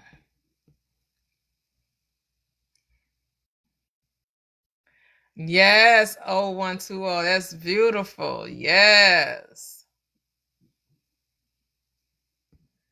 Oh. Oh, really, Bright Star? Now, I was raised on welfare. Like, my mom didn't work and I lived in HUD housing, but I wasn't raised to the point where we didn't have food, but we did have limited funds. We did, we did have to wait once a month for my mother to go grocery shopping, you know, because all of my life we were on welfare, and you know, we lived in federal housing or HUD housing. So I know what it means I know what, but here's the thing: when you're a kid, it's not till you get older and you're told that you were in poverty. Because if you have a place to lay your head, and you have food on the table, and you have shoes and clothing, to me that's not poverty. It may be close. I mean, according to societal norms, that's poverty. If you can't, buy a mansion, or have a 30, 40,000, $50,000 car, you're considered to be, again, wealth and poverty is subjective, right? Because we try to say it's the accumulation of things that make you wealthy, when the true richness is within. And it's not about the accumulation of things, but it's about having what you need at the moment in which you need it. And so I always had what I needed at the moment that I needed. Were we able to buy designer things, and did we live in like a big, beautiful house? No. But did I have a warm bed? Did I have clothes? Did I have food on the table? Did I have shoes? Yes. Did I have coats in the wintertime and shorts in the summer? Yes, I did. I had my needs were met.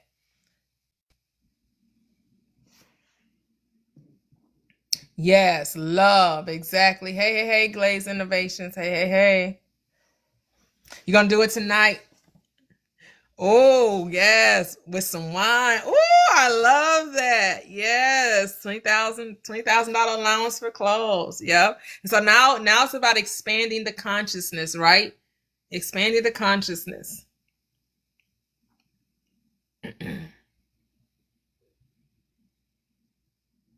Yeah, we made the messenger bigger than the message. That's it. Yep. Oh, I love that. That's a beautiful thing. Oh, 120. Yes. To get a glass of wine, I'm about to go shopping online. A glass of wine and take me shopping online. Yes. Because you want to do things to enlarge your territory, which is to expand your consciousness. Get familiar with the life you want to experience, whatever that is, right? Because I know everybody ain't trying to be $1,000,000, $1,000,000,000 rich. Some people just are not putting an amount, attaching a dollar amount to life. And then some are. Again, there's no wrong or right. It's what feels good to you in the moment. It's what resonates with you. It's what your life. You get to determine what wealth is for you. You take the world out of it. Take society out of it. You don't even, society doesn't even fit in your equation. It's what does wealth and security look like to you?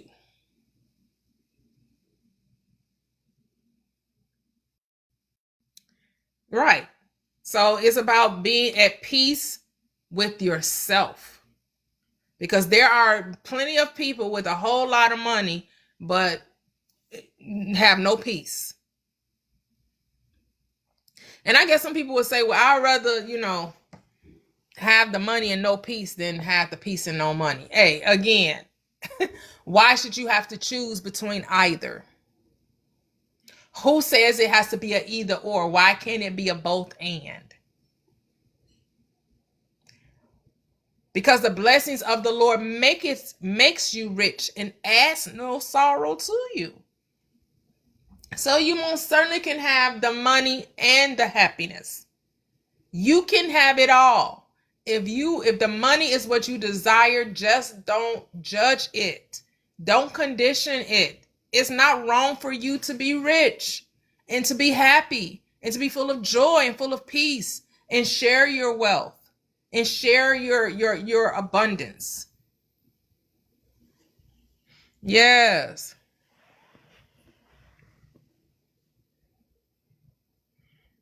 Well, there you go, bright star.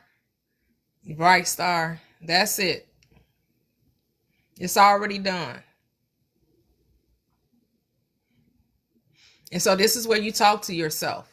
So how do you manifest bright star? How do you bring things into your reality? How do you convince yourself that you are this person, right? So are you someone that just talks to themselves? They say it over and over and over again, and then that makes it real to you? Are you someone that has to see it? So we're watching someone else that looks like you, that you resonate with, that has a certain type of style that match yours, and you see them doing it, and because you see them doing, it's possible for you, right?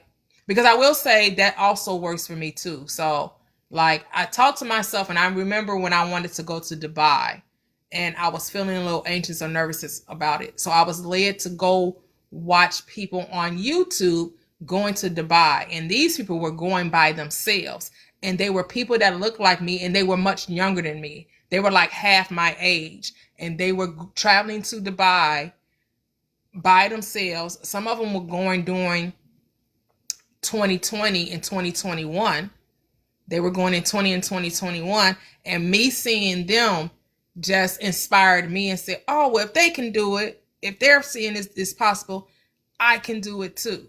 Like they helped me get over the hump of the anxiousness of so that was the one time that seeing others do it made it comfortable for me to have it, because everyone is you pushed out anyway, right? Everyone is you, and if it's sometimes you got to just do what was going to help you see it, that is possible, because that's all it is. whatever you, and so you may have to, some people like vision boards, some people like journaling, some people like talking to themselves in a mirror, some people like acting it out. Like I said, some people like going into the store or go driving the car or going into the house. And then some people can just use their mind. They can go in their mind and they can see themselves in the home, or they can see themselves with the thing, or they can, at the end of the day, there's no right or wrong way to do it. You just got to figure out what works for you. What works for you. And because you don't box consciousness in, you don't limit consciousness, it doesn't have to be it only has to be this way all the time. Be led by the Spirit.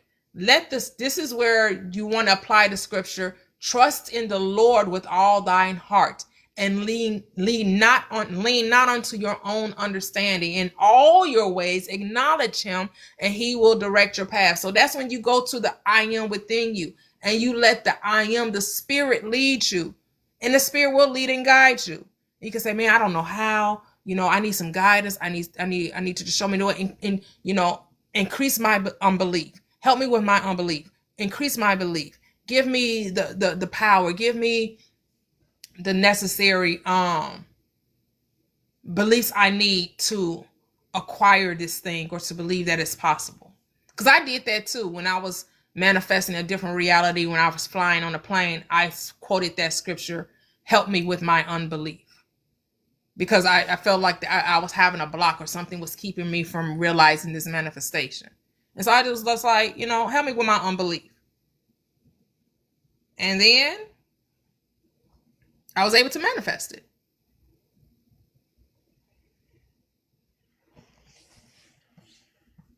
Well, you do have to, Bright Star, you have to take age out of the equation. You do have to take age out, and you just have to be honest with yourself, right? And so that's what I noticed, that confronting the thing that you feel discouraged about is the best way to have it to dissipate out of your life. So you do have to be willing to have that conversation with yourself. Like, I'm stumbling over this. Show me where I'm stumbling at. And you'll be shown where you're stumbling at. And then you're like, oh, that's what it was. And then you'll find yourself giving the answer on how to overcome it. But the only reason why you're stumbling over it is because you're saying you're stumbling over it. Like it's like the cat chase, or the dog chasing the tail, right? It's like a circular type thing.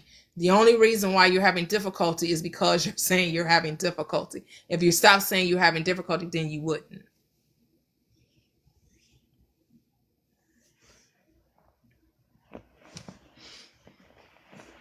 Well, see, I know, Bright Star, when you ask, it is always given. And so the question is this out of sincerity, or is this questioning out of desperation? Right?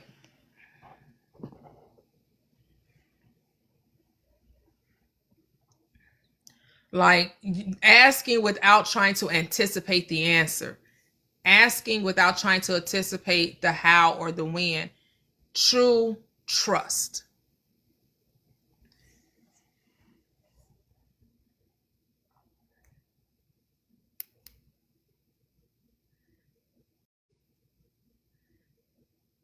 And it's really, Bright Star, it's really about accepting that you're already abundant.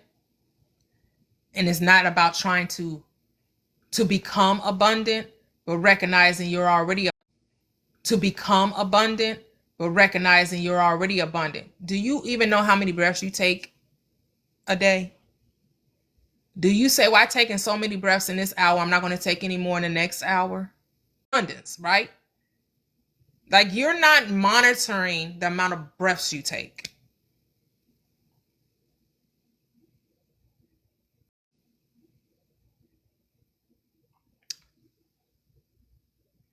And so when you see life from that way, right?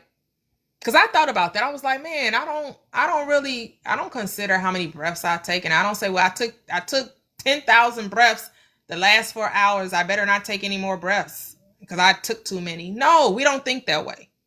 But when it comes to money, we think that it's only a certain amount you're supposed to have. Like, like the world would tell you, well, there shouldn't be billionaires, there shouldn't people have trillions, they shouldn't have that. What is in the if we live in a world of infinite abundance, how can you say there shouldn't be billionaires and there shouldn't be trillionaires or gazillionaires when we live in a world of infinite abundance? The universe never runs out. Like, we don't know how much water is in the Pacific Ocean or the Atlantic Ocean. And the ocean doesn't say, well, I got this much water, you better not rain no more. You better not ever rain no more because I have sufficient enough water. No. The sun doesn't say, well, it shined yesterday, so it's not going to shine today. No. It doesn't say that.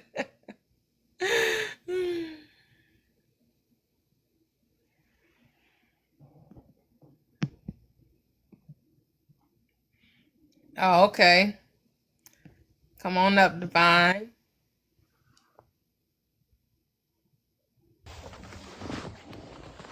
Hello. Good evening. How you doing? I'm doing great. How are you doing? I'm doing pretty good. Just timing in. I caught you yesterday, but you was in. I mean, the other day, but you was in the live. So I said, hopefully next time she on here, I'll be able to catch up with her. And lo and behold, when I got on TikTok, there you were. So yeah, how you doing today? Oh, great. Okay, I'm doing pretty good. About to fix my son something to eat real quick and chat with you for a while until you drop me. Yeah. So I just had a couple questions for you, for real. And this was just based off my observation of what I've been. Can you hear me? Yeah, can you hear me? Yeah, the chat saying they can't hear me though. I don't know. This my TikTok is acting up. I'm saying you can hear me though. Yeah, I can hear you. You say you can Okay. hear me. The chat said they can't hear me, so I don't know. But go ahead. I don't know. Is your mouth covering the phone, your hand or something? No, I don't. I'm not even holding my phone. It's on Oh, the floor. okay. Yeah. Okay. So I wanted to, like I said, ask you a couple questions based on what I was observing for the last couple of days. And the main thing I wanted to ask you were when you said you only need to believe in you, right? Mm-hmm. All right. So I really had an inquiry on that, like belief in self. Now I'm not saying is you shouldn't believe in yourself because you're always supposed to believe in yourself too, also. But it has to be, in my opinion, an exterior source of power that you cipher from to get that extra strength you need. Oh, okay. For instance, alone we are sufficient enough to, take care of our basic needs, you know what I mean, as humans, like as far as washing ourselves, watching what we eat, exercising, spending time with our kids. That's of a human. But in the spirit, you also need some sort of ordinance. You understand? Because without the spirit, the human experience is non-existent. Because it takes a spirit. God, he when you were created, he breathed in your nostrils, right? And he breathed a living soul. That's what made you human. That's what made you able to do all those things. Without that, we're nothing. We're useless, because we don't have any ordinance to guide our spirit with our human anatomy to do our movements. And when you say believe in yourself, that's the only thing you have to believe in. Are you saying you don't believe in God? Or are you saying and just thing you have to believe in? Are you saying you don't believe in God? Or are you saying and just have a true belief in yourself and the creator? Right. Well, the creator and I are one. There's no separation. Okay, That's okay, why okay. this spirit isn't external to you. This spirit is within you. Okay, okay. Okay, yeah, I just wanted to clear that up. And also, when you said the Bible is mind science, I wanted you to elaborate a little bit on that. Oh yeah. So The Bible, the characters, everything whether it's a mountain, a lake, a river, a sea, a person, are all states of consciousness. It's all every person is a persona, is a personality. It's a state of awareness going on in the mind of man. And so the Bible's telling you how to use your mind to experience this world we call life.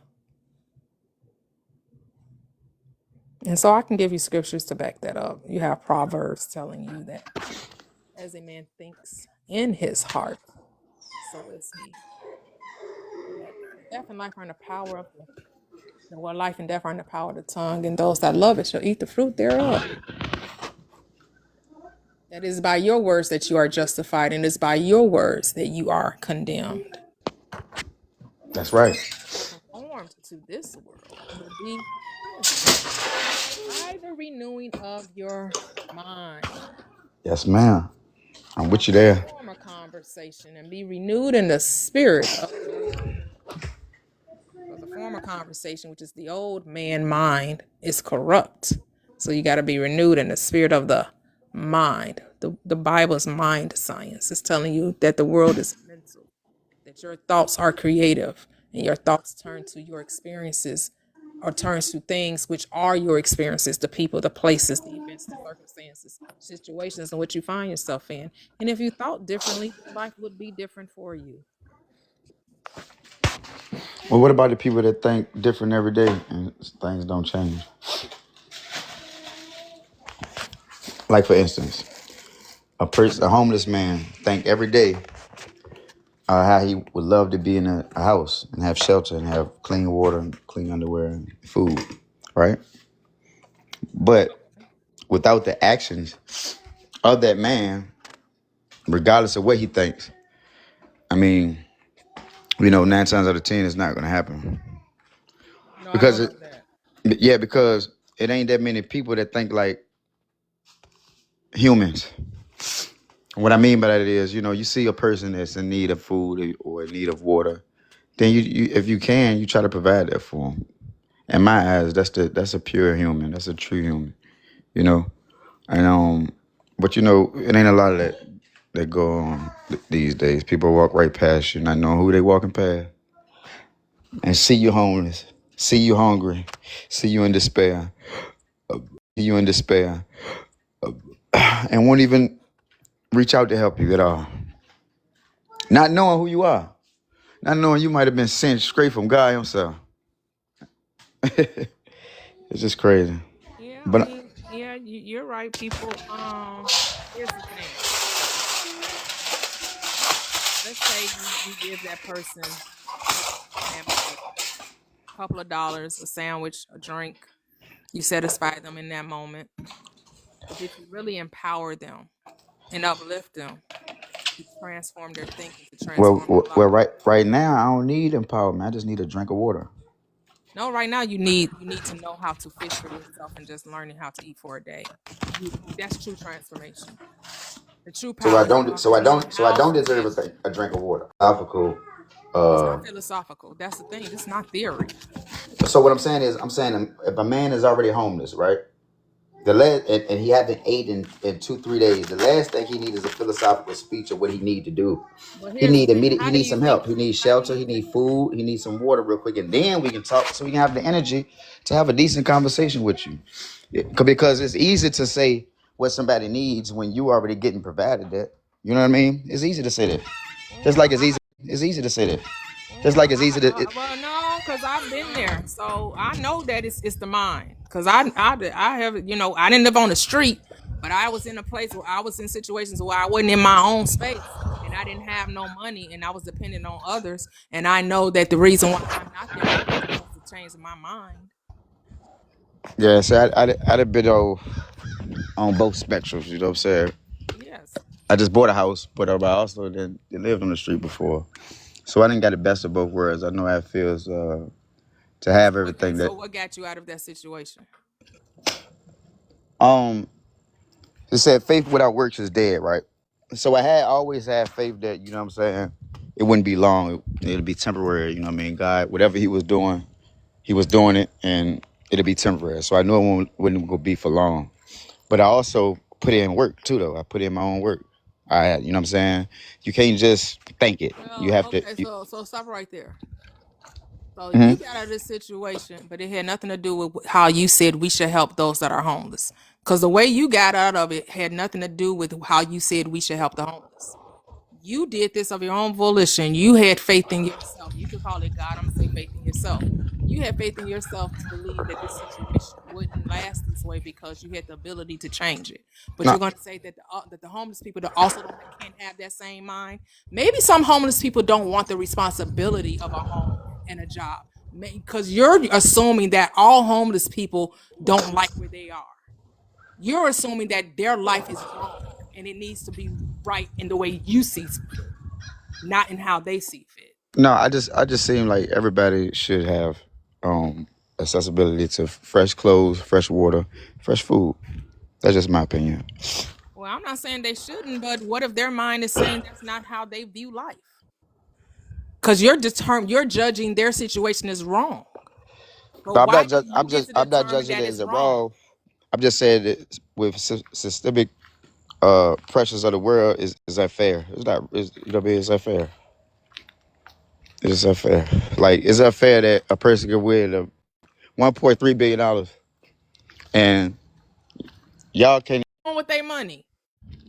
Now, what I'm saying is, I just see it too often, far too often that you know what I mean. You know what I mean. That the scale is tipped.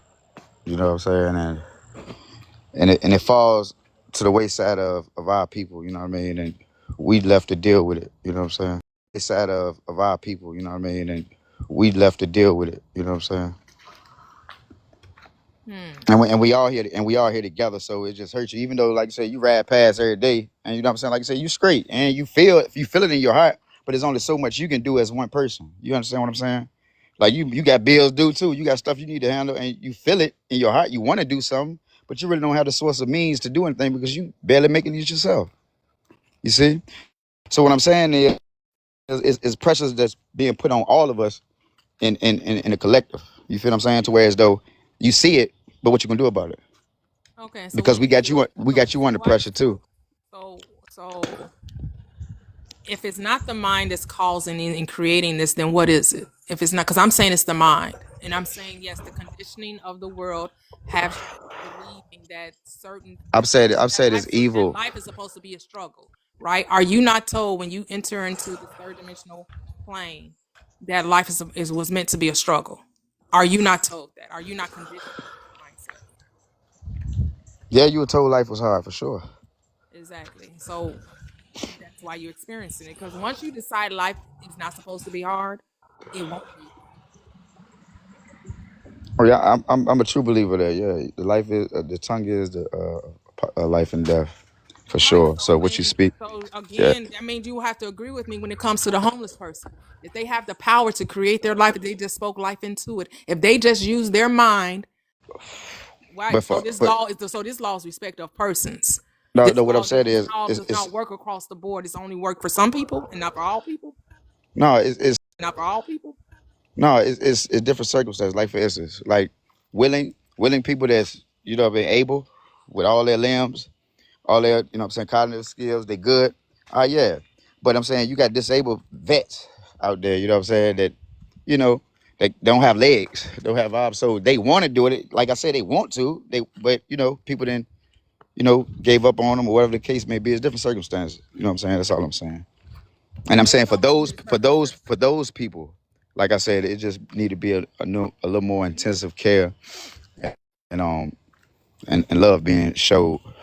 You know that I ain't been seeing, and it's kind of hurtful because, like I said, we all here together trying to make it along together. You know what I mean?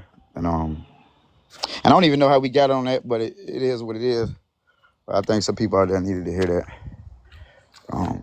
Yeah, because it is an issue, man. And I just think back on times. Like I said, I remember I was in Charlotte, North Carolina, on North Tryon. I don't know if you ever been there, Mm-mm. but this was when it was first building it up, turning into what it is today. It's probably like 12 years ago. But I remember walking down the strip and I ain't had nowhere to go. I'm originally from Virginia, but I caught a bus. Don't ask me why. Don't ask me how. Like I said, God done took me so many places. I don't even, my head spins sometimes. But I'm walking down this strip, and I get to a church. It's probably like 12, 1 o'clock at night. Everybody partying, clubbing, and the strip is live, and I don't got nowhere to go. I'm like, man, I just want some sleep. I don't want no drink. I just wanted to sleep. You know what I mean? And I get to this church. So when I get to the church, I notice that it had a couple homeless people on the step. You know what I mean? And I said, well, this must be where everybody come to that ain't got nowhere to go. You know what I mean? And take a rest, right? So I take a little rest, and a man that was asleep, he had seen me. And man, I'm just sitting on the steps. I ain't laying down or nothing. I'm just sitting there. You know what I mean? Because I just felt like it was a safe space. You know. And next thing I know, the man come from under his cover and pulls out a box. You hear me? Pulls out a box and he hands it to me. Now, imagine, I don't know what joke give me a little emotional, right? Imagine, right? This man don't got nothing. Like I can see, like, you know what I'm saying? He you know what I mean? He needs some help. You feel me? But he still have it in his heart, regardless of what he has, to offer me something that he has. And even if it ain't much, it was a box. A box that I just packaged. I just packaged probably about 15 boxes up to move into my new house. A box.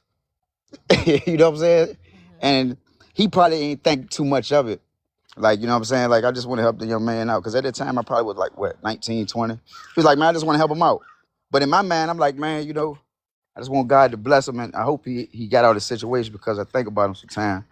Because that was real nice of him and kind, man. And you know what I'm saying? Just to see a person going through their worst and still be kind, man, just lift my heart up, Yeah. Yeah. Yeah, man.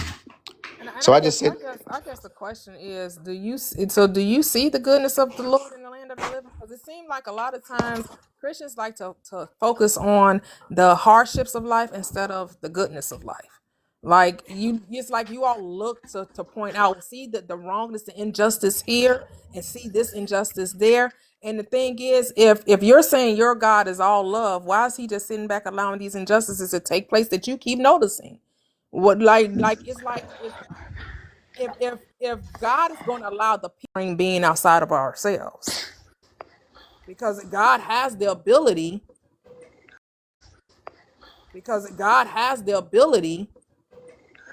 to stop people from being homeless, from being and being broken and experiencing the pains and the hardships of life. But but yet, see, here He is allowing these things to take place. so you got to think about it. If you take those things away, then you take away from His glory. See, the things that you go through that you can be a testament to tell me about, and it might help me in a way. That's your testimony. Then Without why you, are you even complaining about the homeless person? Then, if that is supposed to bring about God's glory, then we shouldn't be having this conversation. oh Because no, no. they Listen, should be listen. for the Don't miss the glory of God. conversation, though, sister. Don't Yeah. miss what I was saying. Don't miss the intricate parts in the conversation that made sense. So don't. So basically what I'm saying is this. What I'm saying is, yeah, of course, is we're in the world. We're human. God lives through us, right? Right? But God don't dwell in everybody, because some people hold on to evil and they do other things. There's people in this world that live off greed, that live off other people's pain, that live off, you know what I mean? While we're still trying to be righteous and still trying to do the right things, is an equal opposite side that's doing the other things. So, and guess what? That's Satan, that's devil, that's Satan, or whoever you call him, the lower part of yourself, the lower vibrations, or whatever the case may be, is that which is what we fighting every day, good versus evil. So yeah, you have people that when you see that homeless man on the street, like, hey, is there anything I can do to help? Then you have those people like, yeah, I mean, think about it, get yourself together, do something. You can figure it out. Whoa. So is a battle, and we just trying to create a healthy balance for, you know what I'm saying, for everybody, not just for certain sections of people, but for all Okay. humanity. You know what I Okay. mean? So yeah. So okay. Let me talk and don't interrupt, please. Um, you want to play both sides of the fence. You want to have both sides. You want to say, on one hand, this is for the glory of God, and then on the other hand, people are being done wrong because of things that they have no control over. Like, which one is it? Is it for the glory of God, or these things are just happening to them and they absolutely are just at the will of the enemy? Because you want to say, well, on this side, if I come to myself, I can testify that I went to these things for the glory of God. But if I don't get myself better, then it's just people didn't look out for me and they didn't give me a helping hand, a leg up, and now I just have to stay in this situation. It's all for the glory of God, so regardless. That's not what you said, because you mentioned the devil. No, I'm always gonna say that. I ain't gonna never say nothing else. No, It's you always mentioned the devil. You mentioned the is devil. yeah. Oh yeah, for sure, for sure. Because So what I'm again, saying you're is, playing both what sides of I'm the saying. devil. No, listen. What I said, what I mentioned, the devil is the people that's in power that is dealing with this greed issue that's making it unbalanced for the people that you know what I mean trying to make it through. You see what I'm saying? That's why we got so many No, I people don't see homeless. what you're saying, because you're in one time you're saying they're going through it for the glory of God, and the other time it's the devil that's busy. Which one is it?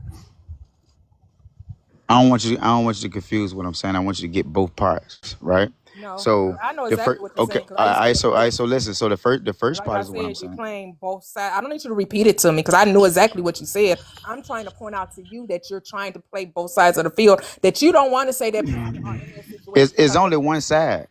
Yeah, It's it's only not one side. fails. It's It's only the one way they side for me. think. It ain't It's two their sides. thing. Yes, it is two sides, because you just explicitly No, said it was two sides. no. When I'm saying you for changed the me, it's one narrative side. when it didn't Righteousness. fit, when it didn't fit it. You changed it when it didn't fit it. When I said, well, why are we having this discussion talking about the homeless man? What they're going through is to the glory of God. So then you want to say, well, I'm talking about the devil too. I'm talking about the evil people too. I'm talking about they're in that situation because other people cause them, because they're greedy and because they're not loving and they're not willing to help people. Well, then damn, it ain't for the glory of God then. The glory of God come in, sister, is when those people, like I said about the man that gave me the box, when those people are still being personified and recognized with nothing. You see what I'm saying? You see how I just mentioned him? Like I said, he gave me a box. He ain't have nothing. Well, that's your perception. You So don't know if he I didn't have nothing. so You're I going by so basically physical things. You saying so ba- physical things so are dependent on him having something or nothing. You're going by appearances. You don't know what that man has. Just because he yeah, gave you a yeah. box don't mean he don't have nothing else. That does not signify that. That's an assumption you made based off appearances.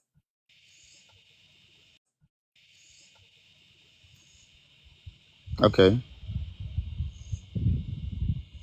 And I'm saying everything you're doing is based off appearances. This whole conversation is based on how you see your world. It's how you How you see it, you're right? going and you're going to right. I'm saying that, but that's true for everyone. Everyone is always going to get confirmation biases. Everyone is. You're always going to confirm your biases, your own assumptions about life.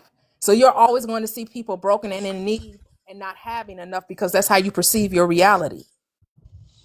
No, I don't see everything like that. I see brokenness where brokenness is. I see abundance where abundance is. But I see it all. Mm, okay. Yeah. Yeah, I'm not disagreeing with you. Like I ain't come here to I ain't trying to debate or go against what you saying or what you feel, because I can understand some of the things you're saying. I may not agree, but I can understand it, and I just ask for the same. That's all. I Even if you mean, don't, do, even if you don't, I understand. Yeah, but I just wanted to. even if I you was don't just agree, shedding just try to light. understand me. Yeah. Right. I was just shedding light on what you were saying. Oh That yeah, no, but just to not clarify, no, I don't never yeah. play both sides. Like I'm on the side of God always, right? So, like I said, I recognize the good and I recognize the evil. You know, that's what I'm saying. But I'm saying at the end of it, it's all for the glory of God. Whether this evil thing happened to this person and this person, whatever the situation is, it can be a testament. It can be a test. It's a test for a testament somewhere along the line for somebody. And that's what God come in at. Like I said, if it won't nothing going on, then it wouldn't be nothing to testify against, right? Or testify for. Because everything is peachy. Everything is cool. Everything is okay. But when things are not okay and things ain't going too well, right?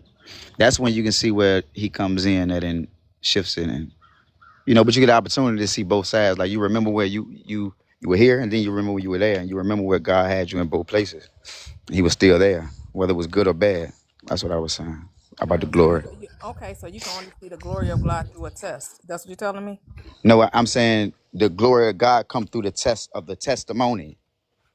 So It's I can only know like for the instance, when I glory can of see you, God. So if like it's for instance, everything is peachy, I can't see. I can see the glory of the I am. I can only acknowledge that through a test. That's what I'm yeah, trying to understand. Because you said if everything is peachy and right, everything right, is going right, right. I can't then have a All I'm testimony. saying all the time, like you never been through nothing. That's what I'm saying. Like But why do being through something has to be a badge of honor? I just told you, But that's why I just is a testament of what God can do. You know what I mean? Yeah. I disagree. Like for instance, That's why I if say I somebody was to disagree. see you right from your past life, right, and they see you on TikTok, I'm saying 20, 25 years ago, past life, right, and the things that you were into and the things that you used to do, right. But if they can see you now, and what you sit on TikTok every day, and you go along and you know what I'm saying, speak your piece. If they can see you and they sit back and they can see the glory of God in you. You know why? Because they can say, man, I remember we used to be in the club, girl, turning up, and you know what I mean? Woo, the woo, we had this, dude, we do this, woo, the woo. You know what I mean? But you're not doing that now. Because you done got older, you done got wiser, you done mature, you done found your place in God and what he got for you and your purpose, and you know what I mean? Whatever it means to you. And guess what? Other people can see that. That's God's glory.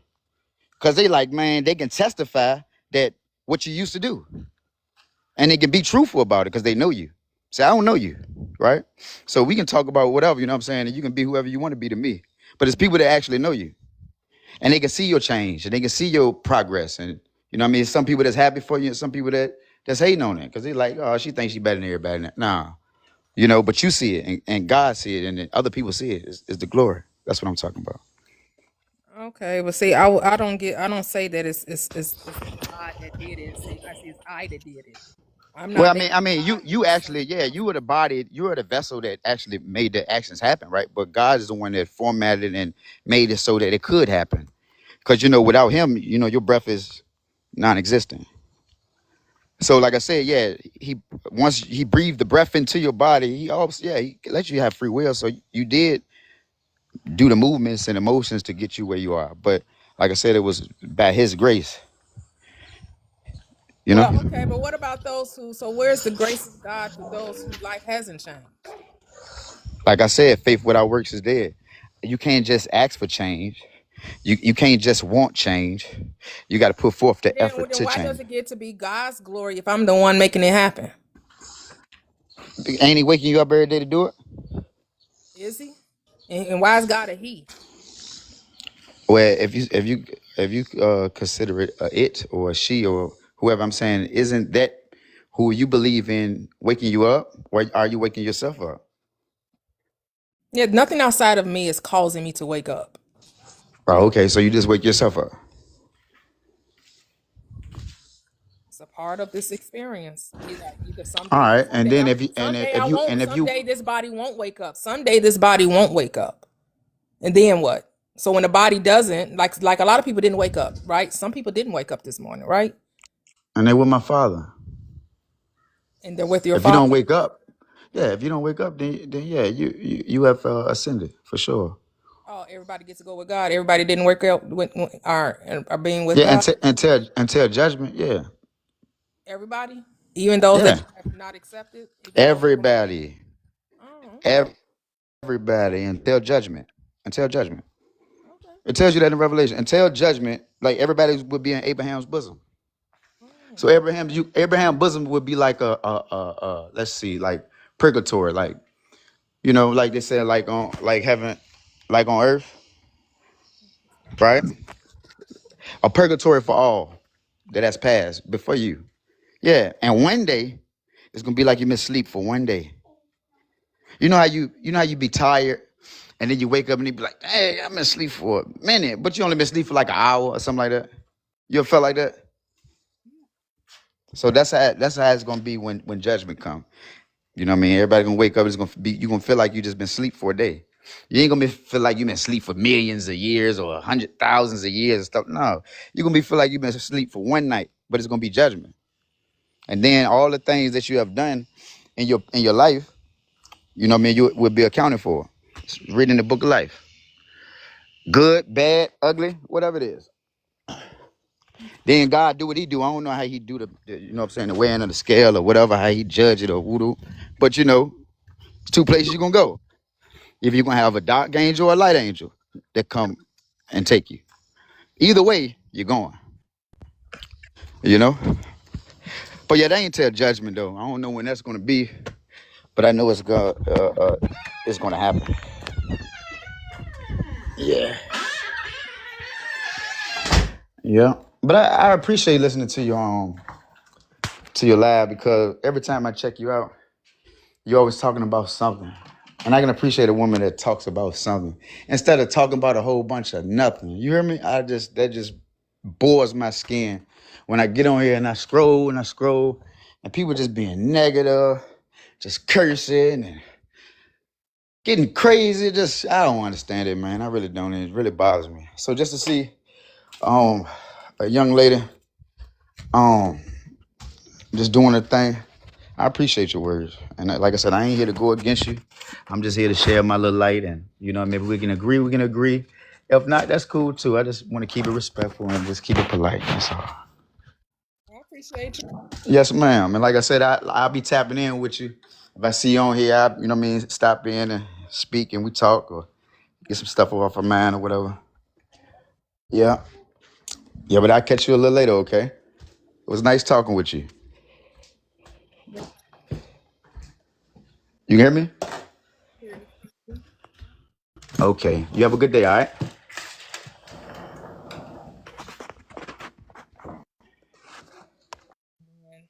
Can you guys hear me? I don't know. Can you hear me? Yeah, we Yes. can hear you.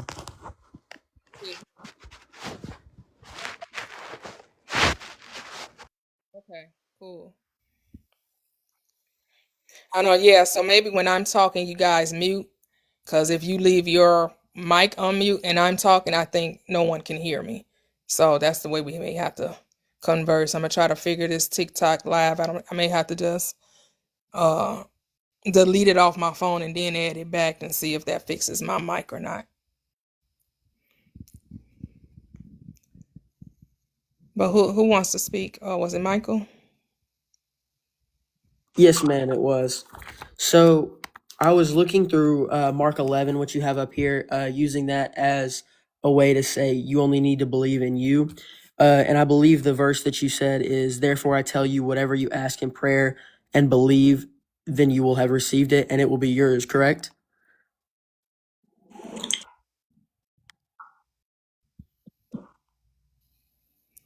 Yes. Okay, so whenever you say that, what about that is a way to say you only need to believe in you? Because in that prayer, you are praying to a higher being. You're praying to the God who will provide that for you. Well, you believe that you're praying to a higher being. I know I'm believing in myself. We just have two different interpretations of scripture. We have two different interpretations of scripture. Okay, so you don't believe in any God at all, correct?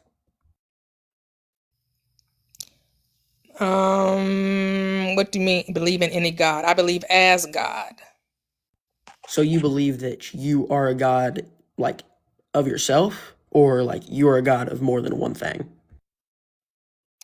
I believe that we are all God, individualized, having our own unique experience.